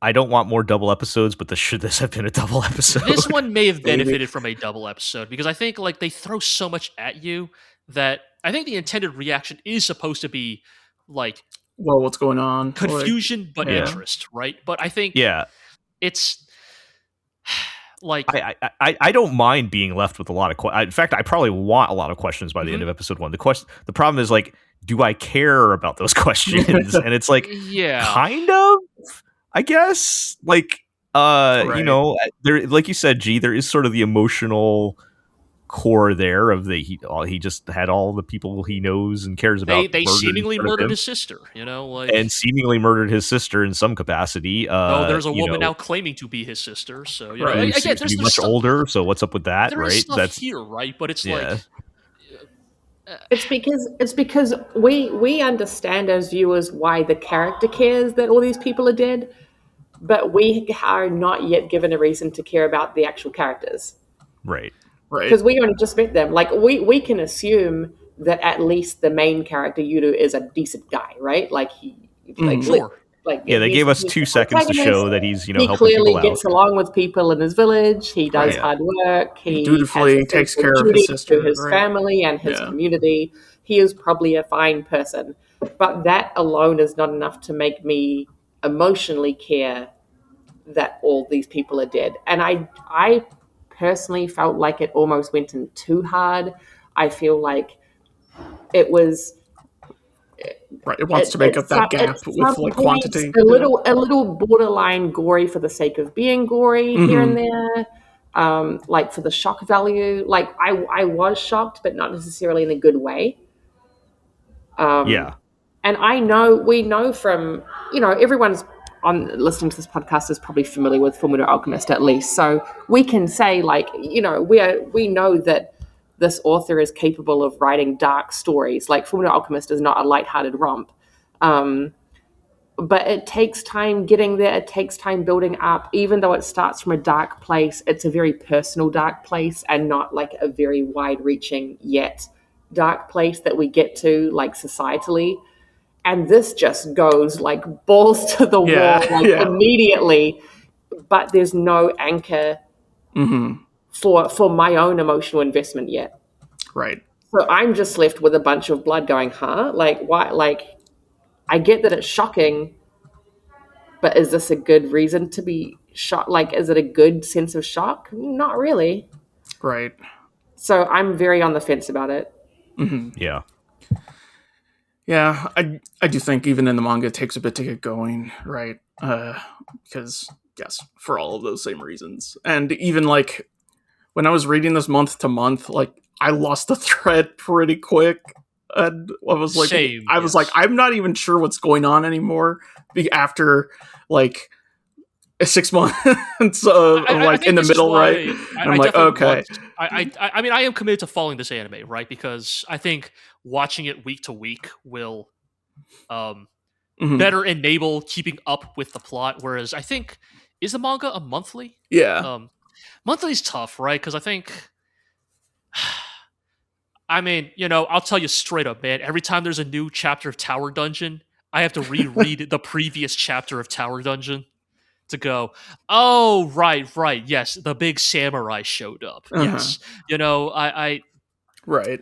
Like, even the ones I really like a Dungeon Meshi, I will probably still pull up the previous chapter just to, like, remind myself what happened. I think and also did Yomi no Tsugai go on hiatus, or I think maybe briefly? So, I couldn't tell you. I do remember there being a period of, like, I it definitely not think, appearing. Yeah. Like, I definitely think, like, it made it hard to follow, for better or worse, right? And I think having a week to week anime will probably go a long way to help that, I think. Probably. So I am looking forward to this. It would need to not fall into certain very specific storytelling traps. And episode 1 for me just made a really big faux pas with, you know how in some shows when there's a big tragic event like a war or something, or like just a very evil person suddenly rampaging through a very nice peaceful village, and there's always a shot of, like, the little girl who has a puppy, but guess what? The evil villain kills the puppy because they are so evil. Or the little girl who really just wants her doll back, but then a frame later it shows her an outstretched hand next to the doll. Hand slumps to the ground. And there was this scene where, the girl in the red hood shows up, and there's a girl who's, like, looking terrified at the camera and running for her life and seeing the people dead around her. And there's I think her grandma or something, or her mum, in front of her holding a basket full of nice wholesome village food just freshly harvested, and just gets, like, butchered. And just, like, on screen, full gore in front of the child who is just looking absolutely traumatized. And then we move on to the next. Like, that particular shot, I was just like, it was just me shaking my head going, really? Did we have to go there? I think there will be an interesting conversation about that compared to DOROHEDORO when we talk about that. But yes, I think it was her mom just gets, like, decapitated, and she was the little girl that was, like, before was like, my little girl's gonna turn 7 soon or whatever, right? At the other scene, the previous scene. And they show like, not only does she get decapitated, but, like, there's brains going. Yeah, you literally see, like, the insides. Really graphic. Yeah, you literally see, like, her spine and stuff like that, right? I don't think there was a need. I don't think that was necessary storytelling. Come on. Yeah, we didn't need the Mortal Kombat fatality gore on it. But, yeah. And it's not me being squeamish. Like, I wasn't sitting there squirming. I was just sitting there shaking my head. Right. Yep. Right. Yep.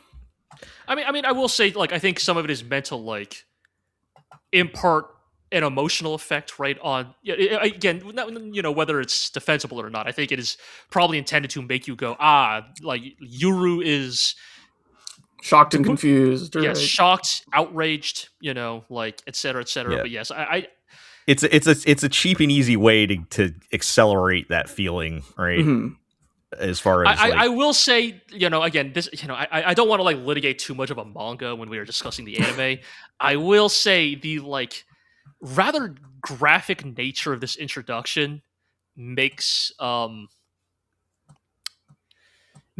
narrative developments hard to buy later in this story, if I recall correctly. Don't tell me they redeem the you know what? I don't want to know. I don't want to know. I don't want to know. Don't Look, tell me. Ed and Al, they team. The state alchemists are actors of the state. They all answer to the Führer. You could say that Ed and Al had to team up with a lot of problematic people in their journey. Roy Mustang killed people in the Ishval War. Killed a lot of fucking people, and he never pays for it. Yeah, but there was also a whole huge arc between that and between the the present timeline of Full Alchemist. Yes, I know. Where he is like deeply fucking traumatized for his own actions. Yes, you are correct. Maybe speed running those developments sort of drains them of their effect, one might say. But we'll see how the manga plays it out. Right. Yeah. I mean, all right. Whatever. I'm not here to defend things.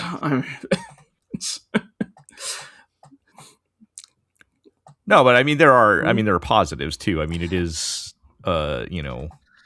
it's not that I'm not, I will probably watch at least another episode, because I am interested in what is the actual show going to look like, because this felt like the intro prologue thing, right? But I'll tell you what, it's really nice to see Arakawa's character designs in anime again.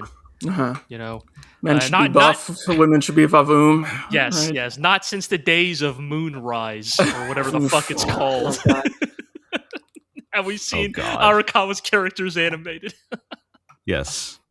I was encouraged by one of his Daemons being a buff evil woman, so that's goes a long way. I might be setting up a transition into DOROHEDORO here. Yes, but, speaking of buff women. Speaking of very buff women, yes. Buff women and gore, morally questionable buff women. I don't even think Noe is morally questionable, to be honest. I don't think they're questionable. These are evil people. They're all terrible. These are abundantly evil people. Everyone in DOROHEDORO is bad. No, but it's different. Yes, yeah. I mean, but in a good way. They live in a harsher world. Jokes aside, I think it is about narrative intent. And we are talking about DOROHEDORO Season 2. Yeah. All right. So, if there's nothing else to say about the Daemon show, we can move on to that. But yes. DOROHEDORO Season 2, that we're back. They dropped 3 episodes to start. I believe, Artemis, you watched 3 all 3, and I did as well. I watched all 3.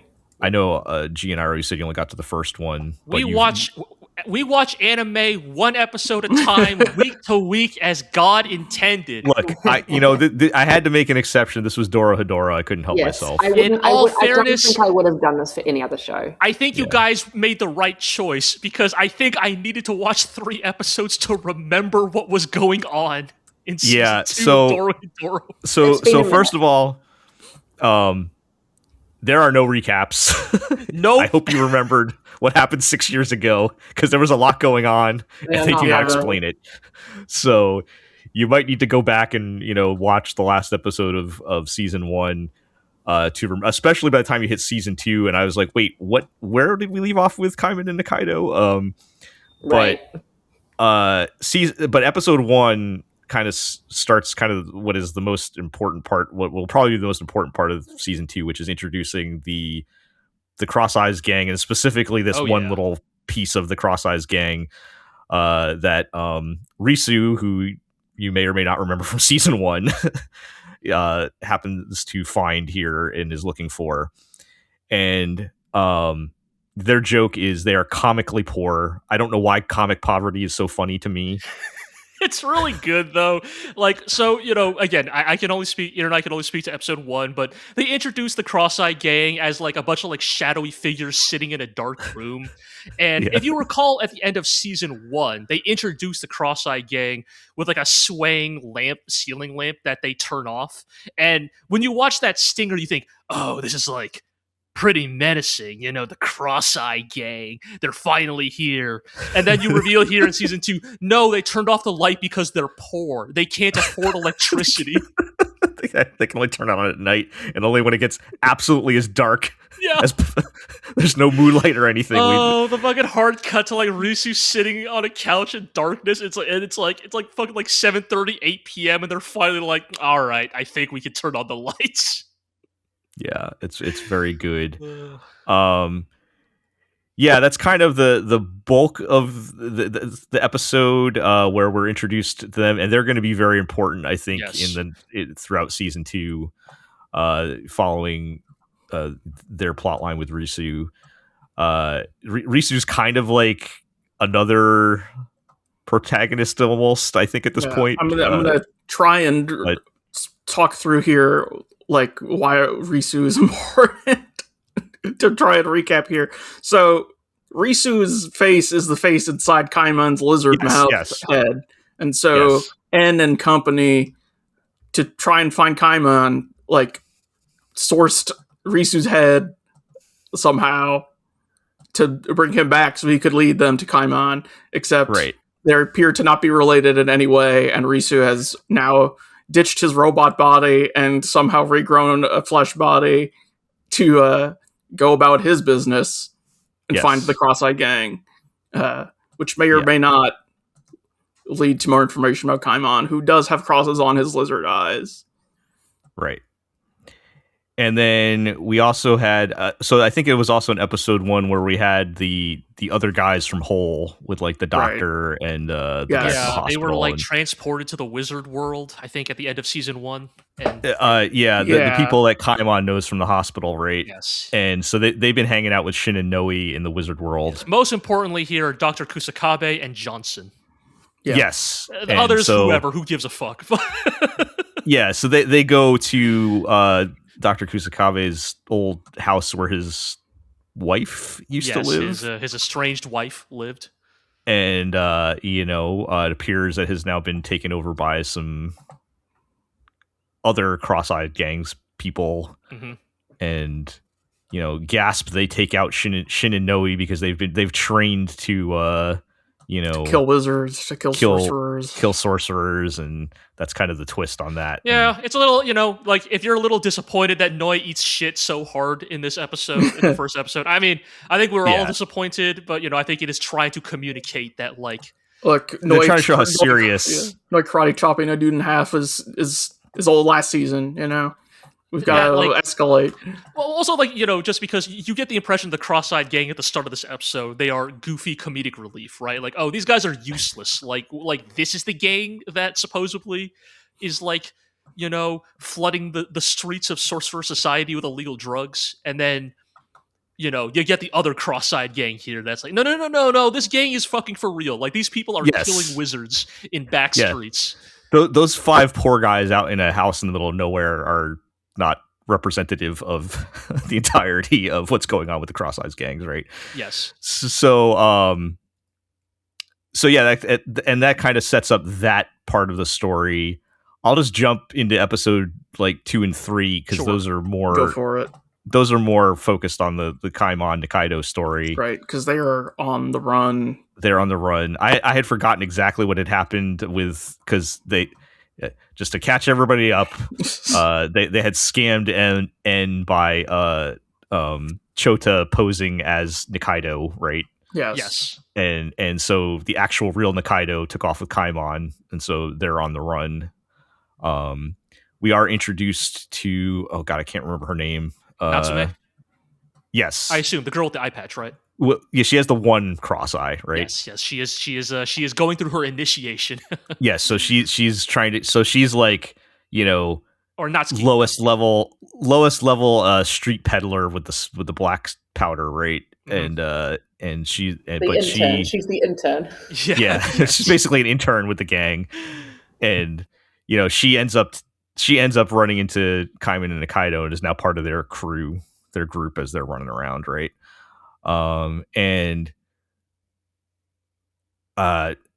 Between, I don't remember, it's episode 3 too, we start getting more flashbacks into Kaimon's story, question mark. I guess it is his flashback. So basically between the 3 episodes, and I think I'm glad I watched all 3 of them, it's establishing all the players again, both the new ones and the old ones, right? What's everybody doing, and where are we going from here? And it's great, and I love it. I mean, for better or worse, to be clear, I do not like the ways in which Netflix has handled the release of any anime. I will say due to the 6-year interim between these seasons, like I will begrudgingly admit maybe a 3-parter is the way to. Yeah, like because if you're not going to do a recap, if you just are going to adamantly admit we don't have time for a recap, then I guess hitting you with 3 episodes is a way to. Yeah, they probably could have done 2, because I think it was good to also have the episode with Kaimon and Nikaido in the mix. Yeah, because do they even appear at all in the first episode? Like, no, not I don't even think a they little. do. So they could have done 2. 2 would have been fine, but I'll take 3. In this case for Dorohedoro. I don't think, if you like season 1, I don't think anything happening here is going to change your mind. It's pretty much picking up where they left off. It is, I will say the tone is a little bit different because they're not in Hole anymore, right? Mm-hmm. Yeah. So a lot of season 1 is kind of like this kind of gritty urban city type of setting. And, the Cross Eyes gang live in, is it Barith? I think so, yes. Which is like a town in the magic world that's a little bit more rural. It looks like a Japanese rural suburb for some reason. Yeah. So the mood's a little bit different with that, and then there's Kaimon and Nikaido are running around like the magic world, right? Mm-hmm. I think we will be getting back to Hole eventually, but at least for the moment, it feels like we're in a bit of a different setting. But I mean, I think all the stuff that you might have loved about Dorohedoro before, I just love the look of it, the way the backgrounds and everything look amazing. They somehow managed to blend the CG in pretty good. I think it's like a show where all the animators who worked on it were trying to one up each other. You know what I mean? Like with what they were capable of, in a good way. Like, again, having only watched the first episode, I think this season looks better than season 1. I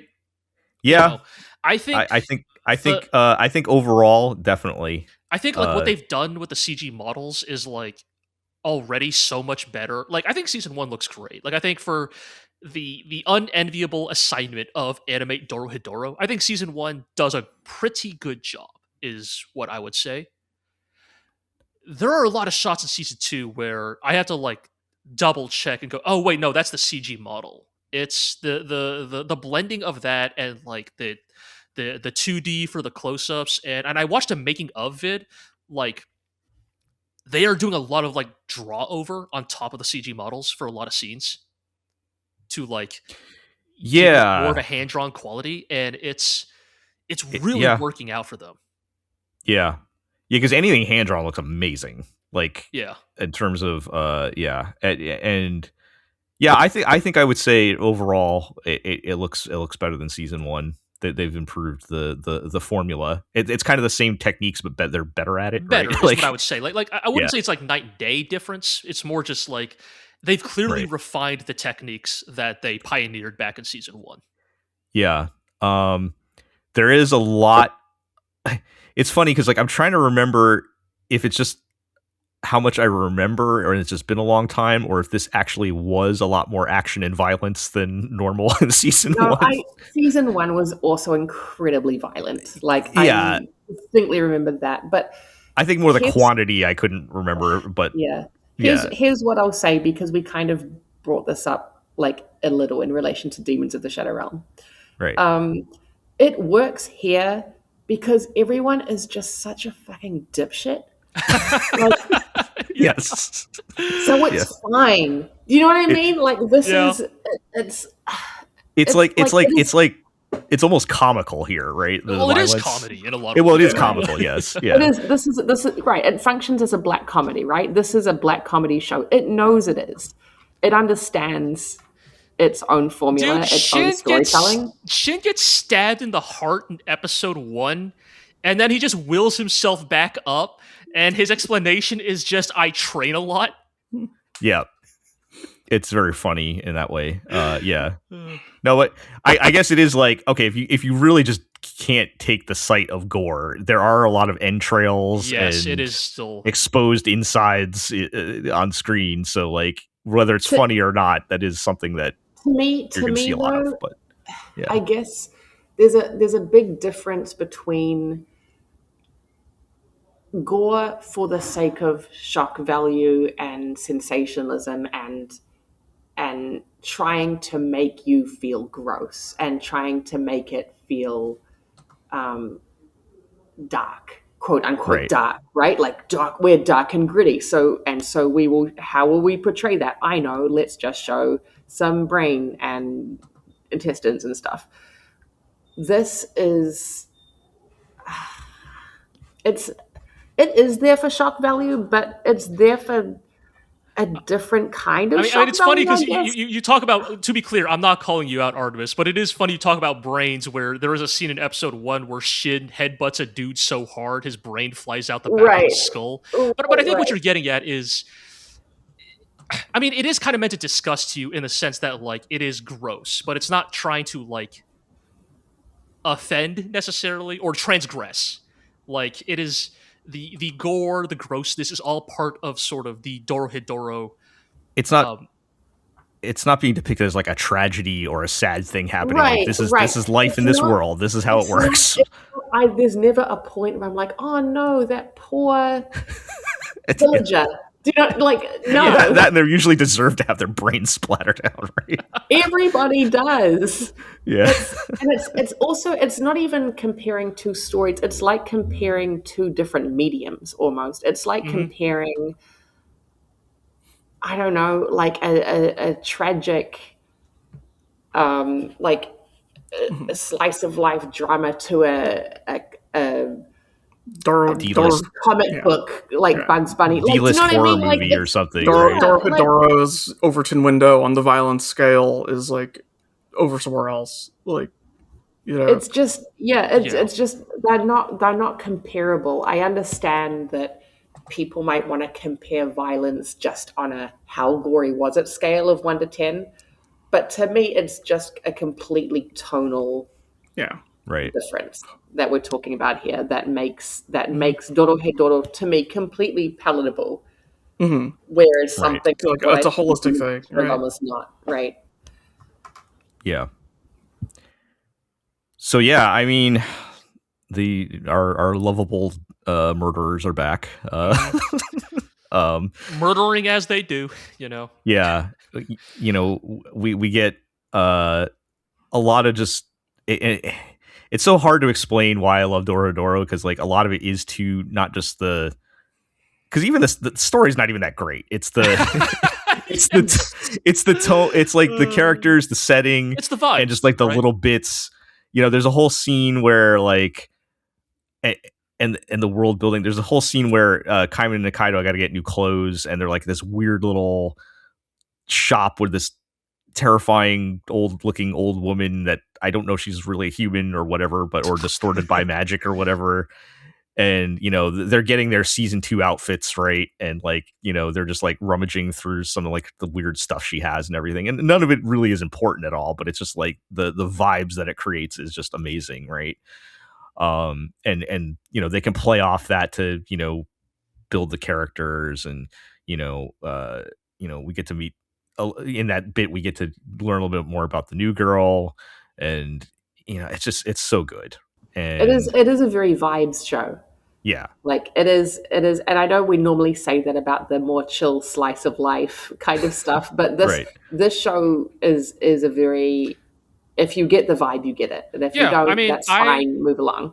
I have totally heard people refer to Dorohedoro as a cozy show, which like seems like an insane thing to say, but like it's cozy in the way that like some people describe Dark Souls games as cozy, right? Like there is in its hostility, there is a familiarity.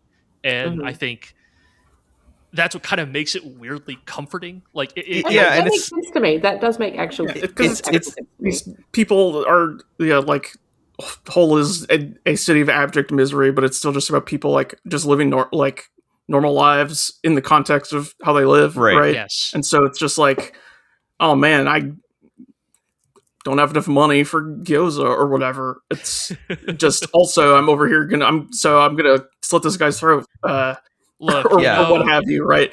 And so there's a like mundane sense. It's like things are bad, but people got to figure out how to live, right? You know, the same Johnson that is tearing a man in half in season 2 It is the same Johnson that Dr. Kusakabe told to enter speed mode when they played baseball. Like, I think, like, season 1, because I reread some of the manga the other day, and it's like, in season 1, there's the whole thing of, like, the zombie apocalypse, and it's just like, oh no, this happens, like, once a year. It's a whole festival, right? Everyone gathers together because it's zombie night, and, you know, when anyone's buried, they put the coin on them, because of the token, so that everyone can collect their zombie tokens to get prizes.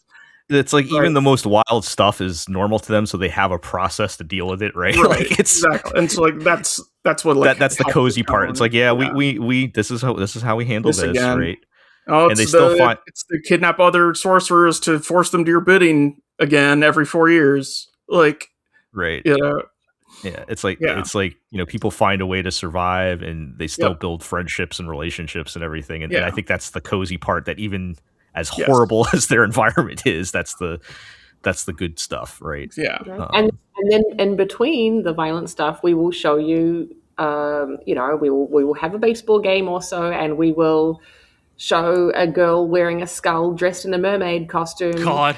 You know, just casual, everyday stuff. Yeah. It's fine. Yeah. It's good. It's very good. It's very good to have this show back. Yep. So, yeah, by the time that we hit episode 3, like I said, I think we have all the principal players that we're going to see a lot of season 2 in place. We do eventually meet the doctor's wife. I think in episode 3, yes, and what's happened to her. You know, if you've read the manga, you know. But so, you know, with those groups in place, I think that's going to be most everybody that's we're going to be seeing a lot of in season 2, and I'm very looking forward to it. So, all right, well, I think that's going to do it then. Somehow we did it. Both a wrap up and a start of a preview here. So a lot more shows coming out. I feel like these are the ones I was probably most interested in anyway that we talked about today. But we got a couple more down the line. But yes, I kind of there's a couple more. I know, like, Witch Hat Atelier is about to come out, right? But by the time this goes out live, it's not out as a recording, but by the time this goes out live, that'll be out, and a bunch of other things, right? So we'll get on that next time. But that'll do it for this time. So, all right. Do our housekeeping. You can check us out at theglorioblog.com. You can follow us on Blue Sky at GlorioBlog. Subscribe to the podcast on Apple Podcasts, Spotify, Amazon Music, Podbean, Stitcher, and of course YouTube, where you can like, comment, subscribe, ring that notification bell, all the good stuff. Tell your friends, tell your enemies, and we'll catch everybody next time.